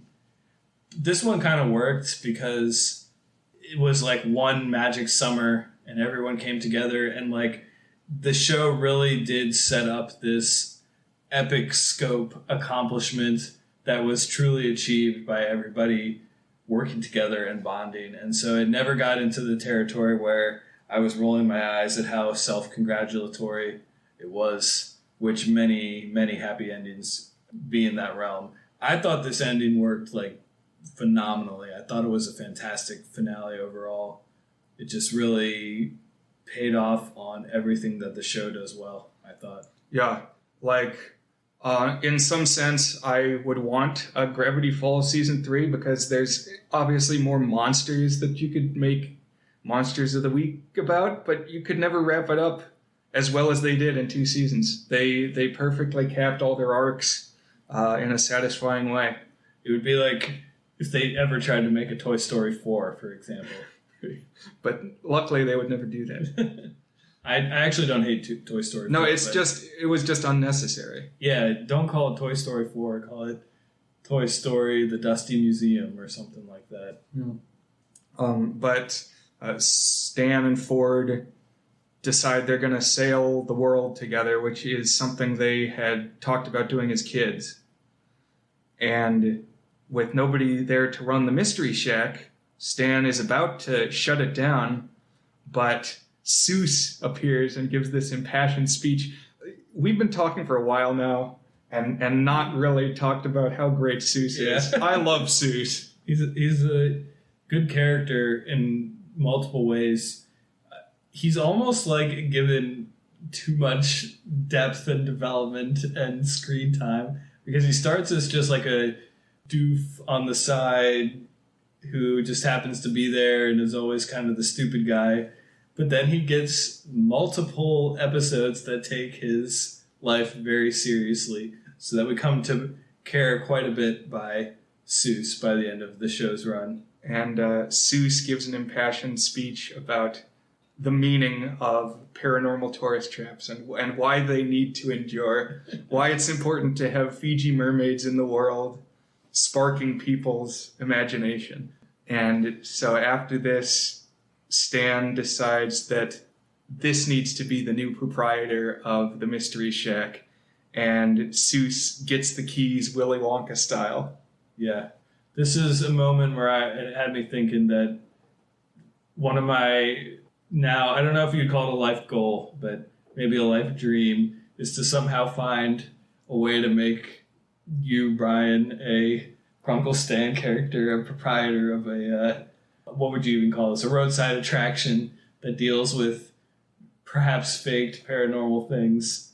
And how do I make you the Grunkle Stan? I would do it. That would be a dream. Yeah, guys, send me Kickstarter money so I can buy Marsh's Free Museum, and that'll be the start. Yeah, Dan sent me that message after wrapping up the show, and I heart reacted that because definitely that's part of the connection me to this series. That would be a fun path, I think. But then, of course, you gotta, as with any business, you'd have to make it profitable somehow. So they do exist. They're out there. I could write a business plan around. Got to find the right niche, though, the right market, and the right number of podcast listeners willing to throw their Patreon money at us. That's right. We'll get just as many responses as we do for the end of episode reviews. So now the summer is over, and the twins are shown off to the bus station by their family and friends. They get aboard the charter bus that's going to take them back to California. And the bus driver is Agent Cooper from Twin Peaks, which is, you wouldn't know unless you know, but it's another good casting coup. Yeah, there's a lot. It's like you called it an embarrassment of riches. For me, it was like a fantasy draft of voice actors who are appearing. Alfred Molina, who we mentioned in a Boogie Nights episode, appears as the multi-bear in a couple of episodes. This creepy bear thing that's like multiple bears attached together. There's Bender from Futurama appears. Weird Al appears for an episode. I was waiting for Weird Al to show up because there's a laundry list of people who do cartoon cameos these days. And like once Patton Oswalt showed up, I knew eventually Weird Al was going to be there. Unfortunately, not one of the better episodes, but still okay. And it was one that developed the Ford and Dipper alliance. And Linda Cardellini of Freaks and Geeks fame. And the founder fame. Quote unquote fame. She's Wendy, right? Right. I mean, there's you could just keep going. There's T.J. Miller playing the same character that T.J. Miller always plays. I kind of got tired of him by the end of the episode. Or by the end of the series, rather. But lots of favorites. Justin Roiland, as I mentioned, basically doing his Morty shtick. He even gets to do some infomercials like he does in the recurring interdimensional cable Rick and Morty episodes. There's a fake movie trailers or movie titles bit one episode that just to me was Troy McClure, except that Phil Hartman was murdered, so we couldn't actually have Troy McClure. Yeah, it should have been him.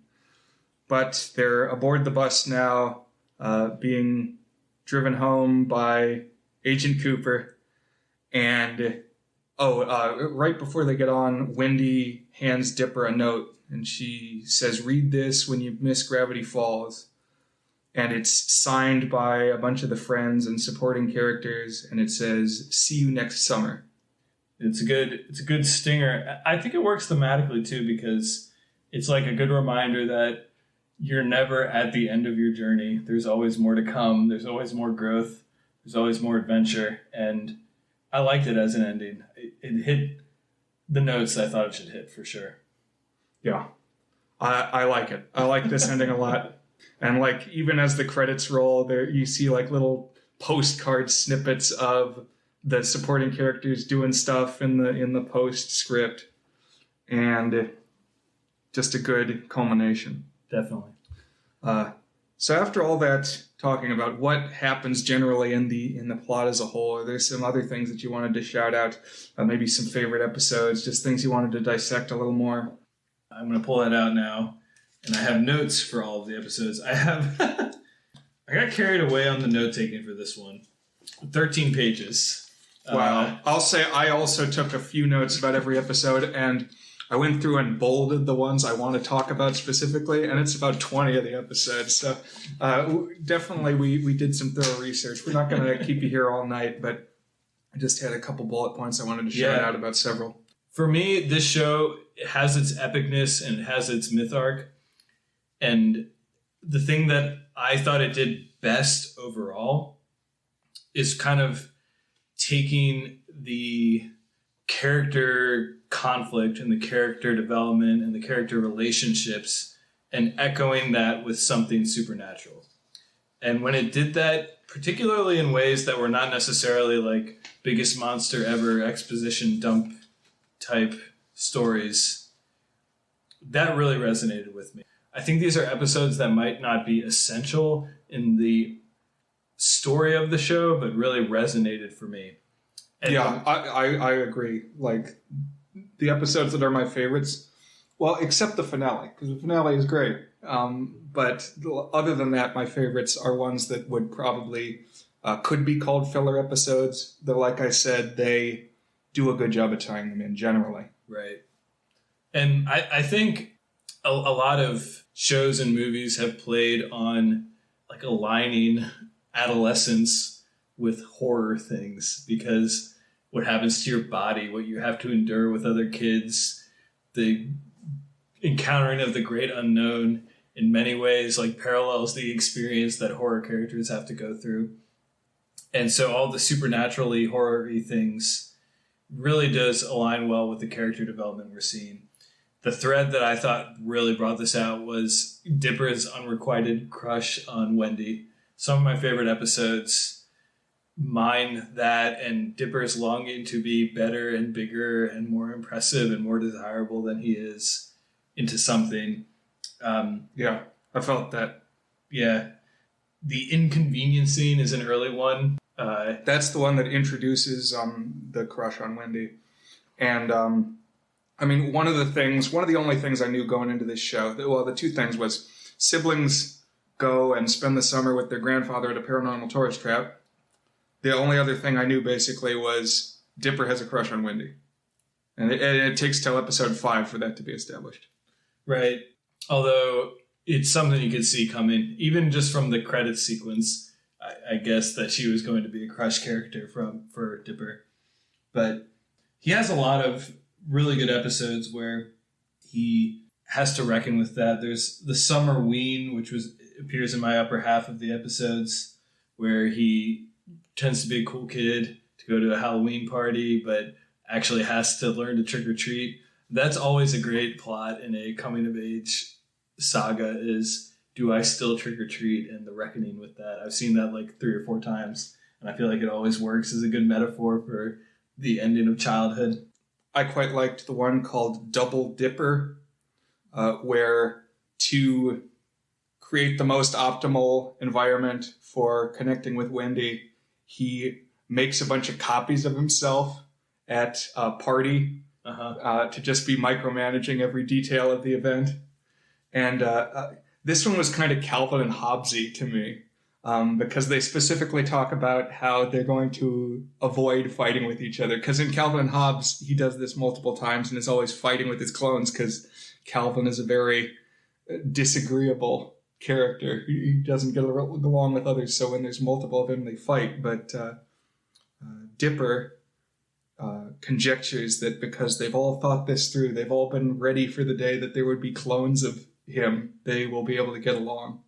I like it. I mean, basically all of these, you can take some element of it and extrapolate it into some, overall arc about growing up. And here it's like he feels like he needs to be more than he is in multiple versions of himself to really impress this girl that he has this kind of distant affection towards. And it literalizes that by forcing him to clone himself to actually make these moves that he plans to make on her actually work. And I don't know, I just feel like there's like 5 episodes that all work really well that have something like that. The one that kind of ends that arc is the second episode of the second season called Into the Bunker. And this is the Thing episode you mentioned. And this is the one where Dipper essentially confesses his feelings to Wendy, although Wendy reveals that she basically knew the whole time, which if she didn't, again, she wasn't paying very much attention. It was pretty obvious because for a bunch of reasons, but mostly Dipper just does this thing that where he kind of mutters something like, "Oh my gosh, I'm so totally in love with you." And Wendy will be like, "What?" And he'll be like, "Could you grab that thing over there?" And that happens frequently throughout the first season. But I just like this one. It basically forced them together, and just them, the monster there is something that always pretends to be someone else. And so like this fear of having to be something that you aren't. And I don't know, it's a really poignant thread for me and well done, and kind of plays to something that I think is a strength and a weakness of the show, which is that it really empathizes really well with Dipper. And I would say in general, it's very generous and empathetic with the male characters. I feel like the female characters get a little bit of a shorter shrift. They tend to have more exaggerated personalities and don't get quite the nuanced storylines that the male characters do. Like Mabel never has a serious romantic arc, which I feel could have benefited the show. Yeah, that's interesting. I hadn't thought about that. It's very much from a male point of view. But I mean, I think when you have an auteur project created by a man, that is going to tend to happen. Sure. I think my single favorite episode was late in season 1. It's called Carpet Diem. And it's the episode where Mabel and Dipper body switch. Yes, they find a carpet that allows characters to swap bodies, and we get some fun permutations because originally it's Dipper and Mabel, but it doesn't stay with that. It keeps going. And it perfectly, I mean, it's almost an obvious one. Like, you don't even need to say, what is the metaphor here? It's like, can you properly empathize and take the perspective of the other person and understand where they're coming from and the things that they're going through? And it very much hits the arcs it needs to hit for that. But it just goes in goofball ways and fun ways and silly ways, but also poignant ways. The best part is there's this B plot of this one where Seuss switches personalities with this pet pig that Mabel got earlier in the show, in an episode I think we'll talk about in a minute here. And what's crazy is Seuss's life markedly improves because of the actions taken by the pig while in his body. Like, he can't even say words, and like he's making lots of money at the shop and like getting dates with beautiful women and stuff just by being a pig in his body. It's so funny. I love this episode. It made me laugh so hard. Yeah. What about you, Brian? I'm on a very similar page. I'm agreeing with everything you say, and I'm smiling. I'm drinking wine. And one episode, though, that I want to shout out, I kind of mentioned it, it's called The Time Traveler's Pig. It's the time loop-ish episode. This is where we meet the Justin Roiland as essentially Morty character. It's pretty early. It's episode 9, and it's one where Dipper is trying for a good rep of the day because the TJ Miller character asks Wendy out on this day, and he's trying to prevent that from happening. Make things turn his way towards Dipper's favor. And even this one, it does kind of what I'm talking about, where it takes this adolescent situation conundrum of like he feels like he has to make the moment exactly right for this girl that he has distant feelings towards to keep her in his grasp. And the way that it personifies that in supernatural terms is a time loop where he keeps trying to make this exact moment with Wendy work. But I mean, we've talked plenty about why we like this time loop premise. But then in addition, there's just a lot of funny stuff. I mean, I like this time traveler guy. Something that he's involved in is that he has to go around fixing anomalies. And so we see them jumping around in time, and they jump into previous episodes. And if you watch those earlier episodes, you'll see that the time traveler is actually there in the background. But there's just lots of funny bits. Yeah, there's that episode is in my top 2 or 3. So my top 3 I had Carpet DM, the last Weirdmageddon. Weirdmageddon for me was part 4. I did it based on the Disney Plus episode breakdown, and then the Time Traveler's Pig. So I'm right up there with you. That I thought that had that at the top of my ranking for quite a while. Okay, I would definitely agree with that. If I'm throwing in a 4th, the next one for me, I'm surprised we haven't mentioned yet. Oh, let's see it. Is it the Rock-afire episode? It's the Rock-afire episode. This TV show has a Rock-afire episode. Could it be more perfect for our current situation? This is called Seuss and the Real Girl. And it's an episode about Seuss's love life, or lack thereof. I knew you liked this episode as soon as I watched it because it has a Chuck E. Cheese Rock-afire explosion major, I was going to say subplot, but it's basically the plot. But then it's paralleled against a Japanese dating sim, which you have talked about multiple times. Yes, because Seuss finds out that his cousin is getting married, and his grandmother tells him he needs to get a date to come to the wedding party. And he has no game. And I relate to this.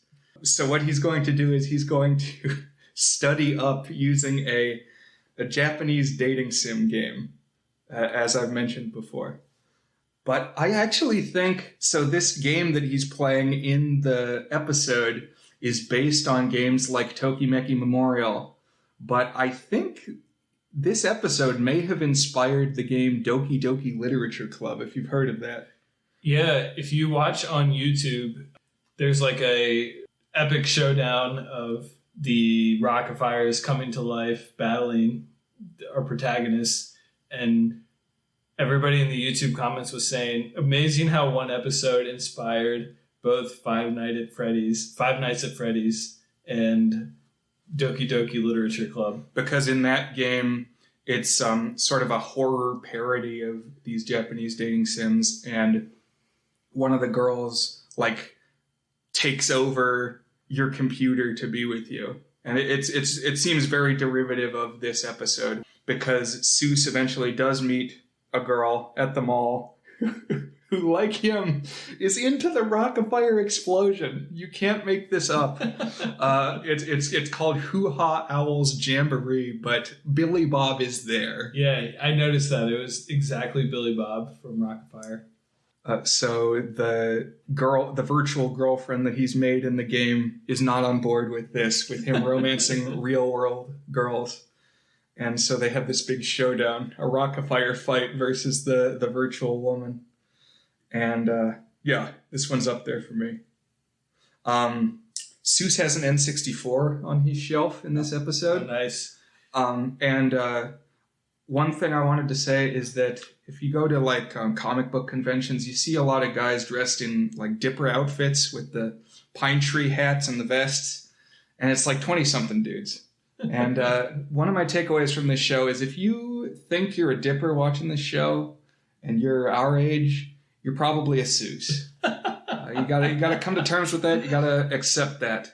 Where I'm at in my life is I want to transition to being a Stan. Okay. Yeah, so I want to move from Seuss to Stan. Gotcha. Okay, yeah, that's good. Now, one thing I really liked about this episode, and the reason it's near the top of my pantheon too, is that the two plots of this Japanese dating sim and then the animatronic robots at a kids thing play into each other so nicely that it doesn't even feel contrived when they collide at the end.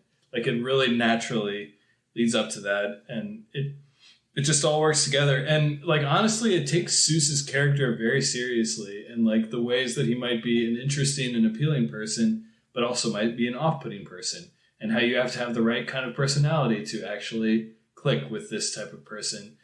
But there might be someone like that out there, and everyone, even the Seusses, need love and need to move on beyond their childish mindsets. And it's a moment when Seuss gets very serious character development that's in the midst of all this insanity. And it's really up there. It's a fantastic episode.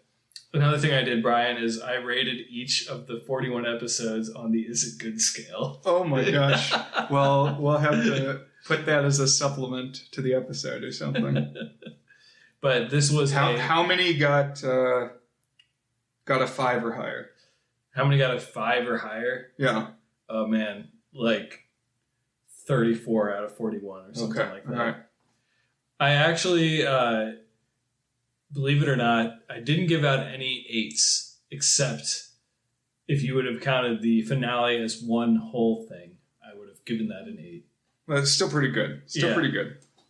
One more episode that I want to put into my pantheon is the second time traveler episode. It's called Blendon's Game, and it's a little complicated to explain, but it involves them, again, a deep dive into Seuss's character. They want to find out why Seuss doesn't like his birthday, and it involves them time traveling to the town 10 years in the past. And so we see younger versions of all the characters. And they make some good creative hay out of that premise. Like we have a run-in between 5-year-old Wendy and 10-year-old Dipper. That obviously that age difference doesn't work either. Or I guess he's 12, 5-year-old and 12-year-old, but kind of a reversal. Just a lot of good moments in that one. Meanwhile, in the future, there's like a time battle going on. Lots of like cyberpunk, Tron-ish war games. And there's a monster who is a cyclops with a clock for an eye called a cyclox. And that immediately boosts the episode. I mean, they just get so much campy fun out of how in this future world everything is future blank or and time blank. Made me laugh pretty hard. This episode didn't rank quite so highly for me. I wasn't quite as enamored with the Tronny battle-y stuff as you were. I thought it was good. It's still in my upper half of episodes. I'm a big Rick and Morty fan, I will admit. So I can see that. But this by the end of this episode, I was like, okay, Seuss is like maybe the third or second most developed character on this show at this point, like with the most sympathetic backstory, given that his like origin is just he's the guy who walks around and he's shaped like, what's the name of the purple guy in McDonald's? Grimace. Yeah, he's a grimace shaped dude who just says dude over and over again, and all of a sudden he's like the deepest character on the goddamn show. Like, what is it even doing in Gravity Falls? Why did you do this? Like, more deep than Mabel at this point. He's like one of the protagonists.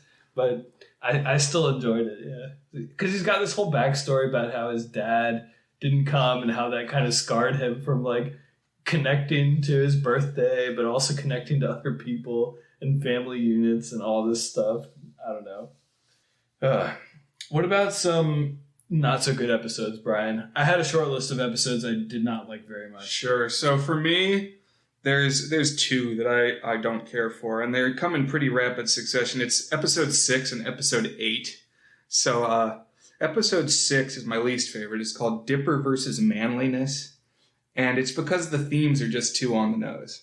It's Dipper grappling with the fact that he's not manly enough, which we already know that he's struggling with that. This is an entire episode where it's just nailed home over and over.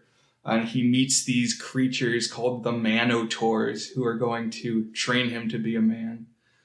And, I mean, it's fine. I hate it less as I've watched it 5 times. But also there's like one of the signs that he's not manly is he likes the song Disco Girl by the band Baba. And it's Dancing Queen by ABBA. But for the whole rest of the show, all their parody names for things are great. Baba is terrible. It's so stupid and lazy, and I hate it.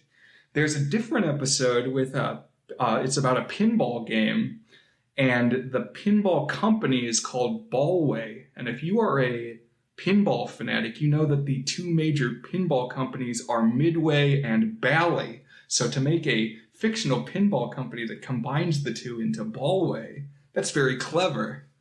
Baba is dumb. Okay. That's near the bottom of my episodes, too. Another thing I didn't like about this episode is it came right on the heel of the inconvenience scene, which a theme of that one is Dipper pretends and reckons with the fact that he's not older. And then one episode later, Dipper reckons and pretends with the fact that he's not very manly. And it's like not exactly the same thing, but it's close enough to the same thing that I was like, we literally 1 or 2 episodes. What is it? So Dipper manliness the next episode. Is 6, and yeah, you're right. It's 1 episode later, and it just felt kind of pointless. And the B plot is something that was pretty unnecessary too on that one. It was Stan gets a crush on Lazy Susan, who is like an old lady in the town who we frequently see. And it's one of few threads that the show more or less just discards. Well, that's true. It doesn't come back. But I kind of like that with Stan, just because something I haven't said is I think an important difference of Stan not being the grandfather but being an uncle is in the Gobblewonker episode 2. There's a mention of there's a plot that Stan basically doesn't have anybody in his life. There's like a little 50s boy or whatever who says maybe he doesn't have anybody who loves him. And I think that's actually important to Stan's character. It's like he doesn't have a lot going on as far as interactions with other people. One other episode that I am not especially fond of is episode 8. It's called Irrational Treasure. And this is another one where I thought the theme was too on the nose, but for Mabel this time. And it's Mabel is silly. She's kind of grappling with that. Is she too silly? The storyline is that there's these convoluted conspiracy theories that have been going on throughout American history, and it leads to like a treasure. But I thought it was weird that they're mocking conspiracy theories and how they're convoluted when like that's the whole show. Right. Yeah. The reason this one bothered me is on top of that, like all of a sudden it like has this goofy joke about the 12th and a half president of the United States, I think is what the number is. And it's like this fictional president and the whole United States was wacky, but it got erased from history. And it just felt really out of place in the show, which is really about like this small set of characters in this tiny Oregon town. Like the whole scope of it just felt weird and not in place with where the show was at that point. And I'm with you that I was also on my bottom 3 episodes. So but the goofy we're really president up here. The goofy president was yet another Alex Hirsch character. Oh, was it? Yeah. He has a lot of good one-liners in it, to the point that I wish I actually liked the episode and the character more. Like if you just like were to take the funny things that the president says in that episode, that would be like a fun comedy sketch for me. But it didn't fit with what Gravity Falls was for me. I mean, I feel that same way, is that if there's an episode that I don't like, it's still got plenty of moments that I do. Right. So were there any other lowlights for you? Yeah, I was not sold on the thing that it toys with a little bit, which is let's do an anthology episode where we have 3 stories in one. So the very first one is called Bottomless Pit, and the framing story is a bunch of them. I think it's Grunkle Stan, Mabel, Dipper, and maybe Wendy, I can't remember, fall into a bottomless pit, which is just happens to be like 100 yards from the mystery shack. And it's got 3 little stories. And this first one, when I say first one, there was 2, one in each season of this format. This first anthology episode really felt like we were just getting the leftover scraps of stories they didn't think were quite good enough or interesting enough to make a full episode. Now, I will say that turned around in the second one. Yeah, the second one is stronger. And I would say that this is the other connection I see to The Simpsons. Is like occasionally The Simpsons will do 3-part anthology episodes. Oh, yeah. Futurama does it too. Oh, I guess Treehouse of Horror is always 3 episodes. Right. And it's like also kind of spooky. So I'm trying to remember what was in the first one, episode 14. It had the pinball machine, I think. It had... it's less memorable than the second one. The second one had better stuff. Yeah. Oh, there was like... The teeth. The teeth that tell the truth all the time. Right. So I felt like that didn't get much of a payoff.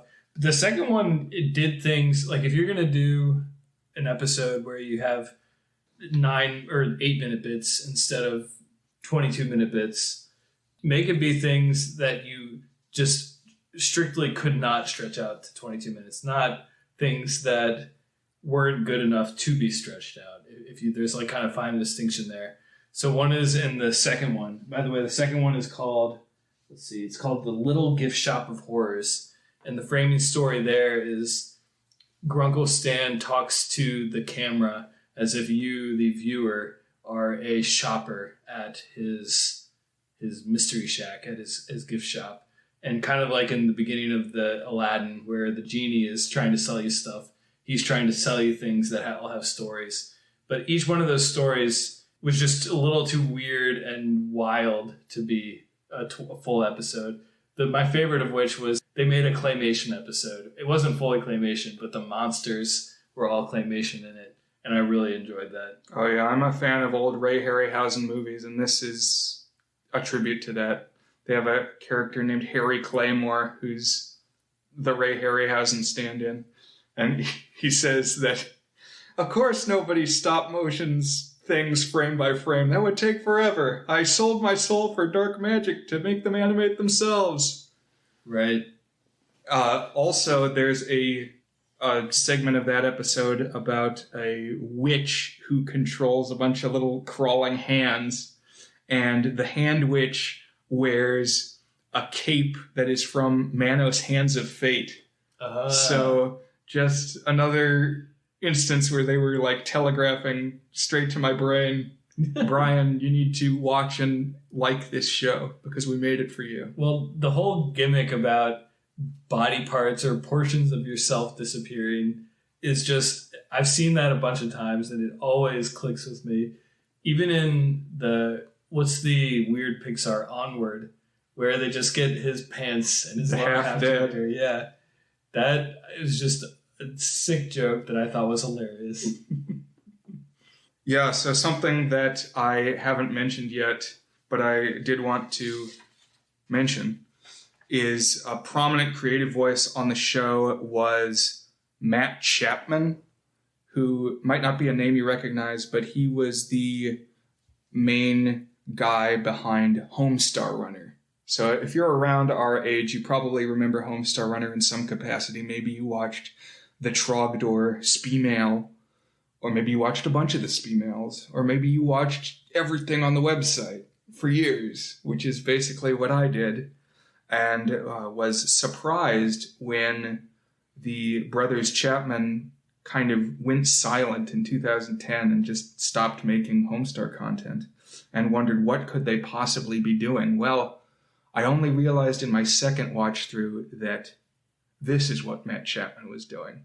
He is like head writer on a bunch of the episodes, and there are some episodes where you can really tell that this is like a Homestar cartoon writ large into a full half hour. There's an episode where a Street Fighter character comes to life that really felt like the Stinko Man cartoons that they had, which were like a Mega Man character comes to life and just has this super emphatic way that he talks about everything.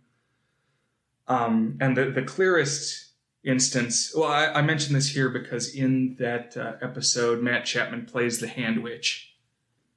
He also plays one of Mabel's boyfriends, Mermando, who is a Hispanic mermaid, Hispanic merman, essentially doing the strong bad voice. But the most Homestar-ish episode, I thought, was the episode where Matt Chapman was head writer, and it's all about an NSYNC-like boy band. This one is barely in the upper half of my episodes in the rankings.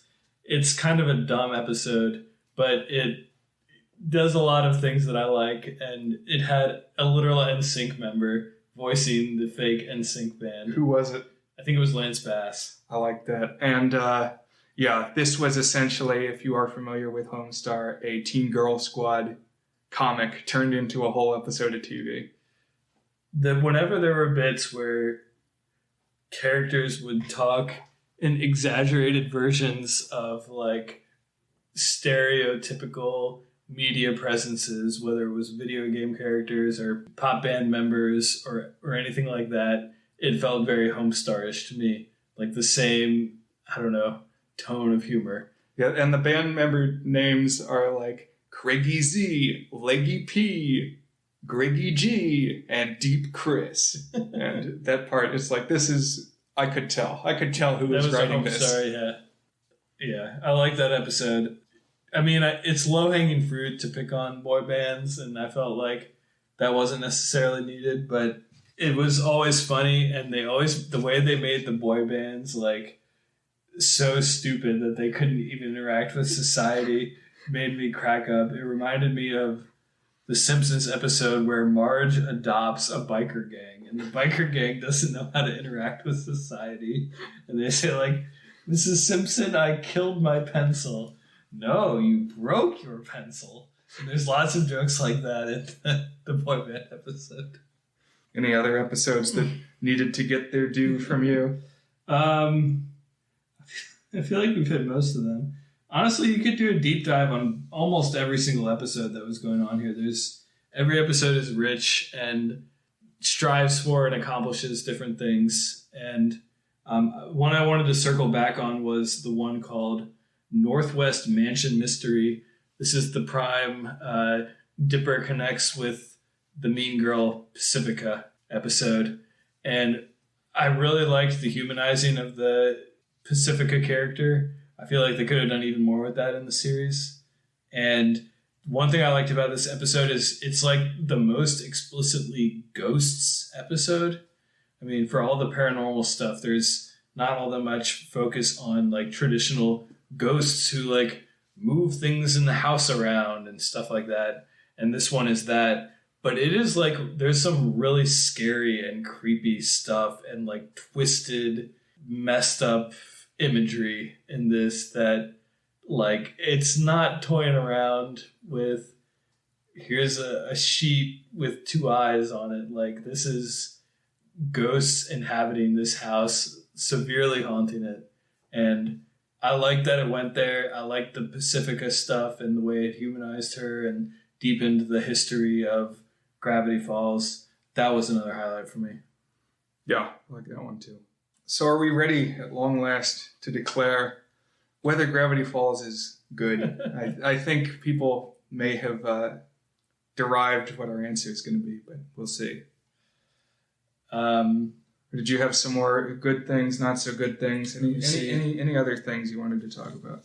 The last thing I wanted to say is something I noticed early in the show's run that I feel like it kind of grew out of.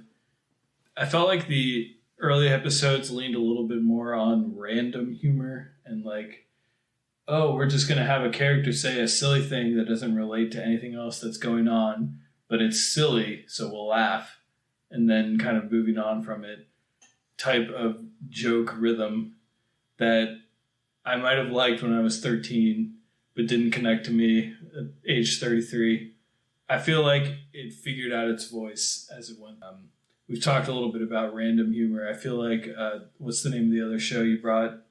Over the Garden Wall had a little bit of the random humor too. But the humor grew on me as it went. And I feel like the comedy MVP was Grunkle Stan. So many good old person, I'm a grandpa, basically, jokes.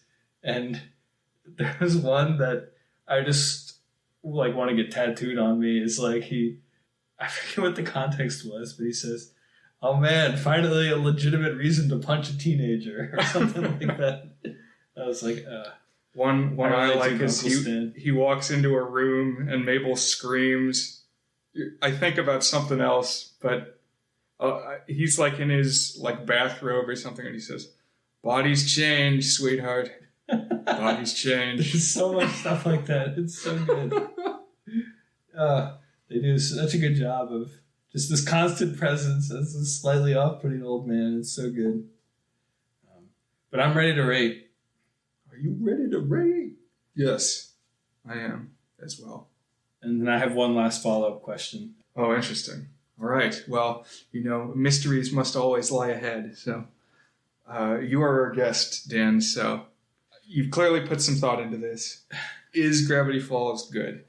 TV shows are really hard to rate on the is it good scale because you have a lot more content. And so you have higher peaks and you have lower troughs.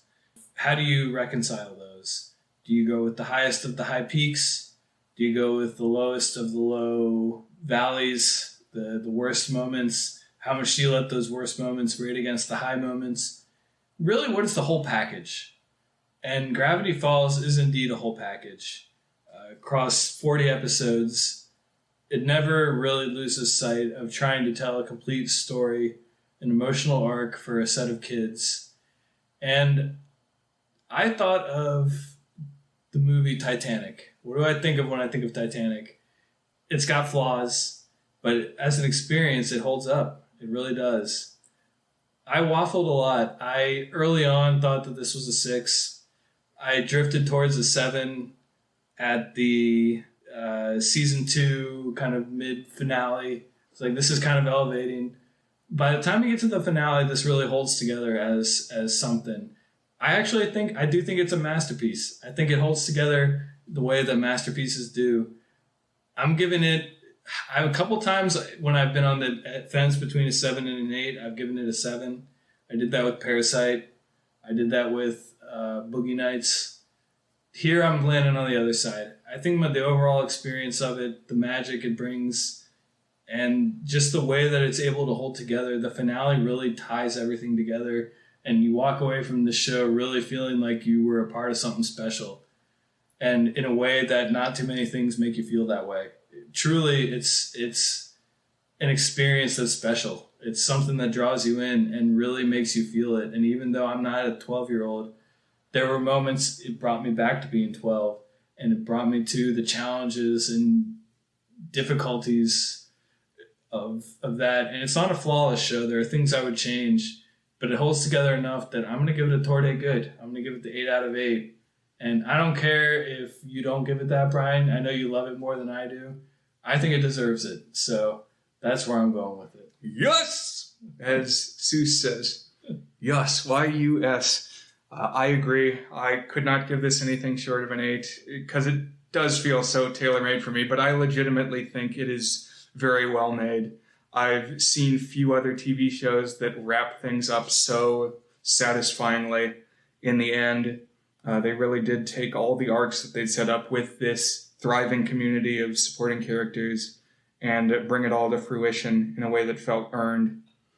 You couldn't do a 3rd season. Even though there are summers ahead. So fertile ground for fan fiction. I love it. I will watch it again at some point, and it may not be that long. Yeah, this is, you mentioned a fantasy draft. It pulls in so many things that I like, so many creative forces. You have the Homestar guy writing it. You have Morty. You have BMO just in the mix. And then you've got story concepts that I like. You've got time loops and, pinball machines come to life and just a lot of things that I like and realized well. It's funny. It's mysterious. I recommend it. Check this out because it is good at the very, very least. I'm there. I'm with you.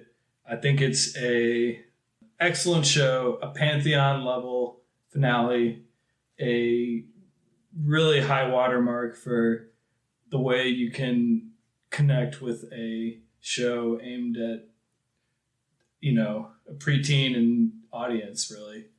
It really pulls off that perfectly, and it doesn't shy away from being darker and more serious. And given your enthusiasm for it, Brian, if you're willing to spoil, where does this rank on the coveted, the esteemed small screen 66 ranking of your top 66 TV shows. Okay, so for people who are unfamiliar, back in the day, I've mentioned a few times, I did a list of my 100 favorite movies as of 2013 on Dan's blog site, and it's kind of what reconnected us after a few years out of high school. But I was going to follow that up with a series on my favorite TV shows, which got underway in 2015, and I never really finished. I got through like 12 of an intended 66 entries. And there have subsequently been shows that I've seen that I liked and would join that grouping. Currently, I would put Gravity Falls at number 3. Since I may never write the articles, number 2 and number 1 would be Breaking Bad and The Twilight Zone.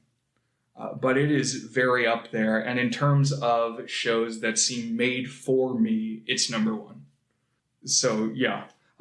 I wasn't sure that I was going to read this because it's a little spoilery, but we've covered every other aspect of the show, and we've both given it an 8. So I did want to end with Dipper's final line from the show when he is driving home on the bus. He says, "If you've ever taken a road trip through the Pacific Northwest, you've probably seen a bumper sticker for a place called Gravity Falls. It's not on any maps, and most people have never heard of it. Some people think it's a myth. But if you're curious, don't wait. Take a trip. Find it. It's out there somewhere in the woods, waiting." Bam. Episode 50 of The Goods film podcast right there. It's in the can.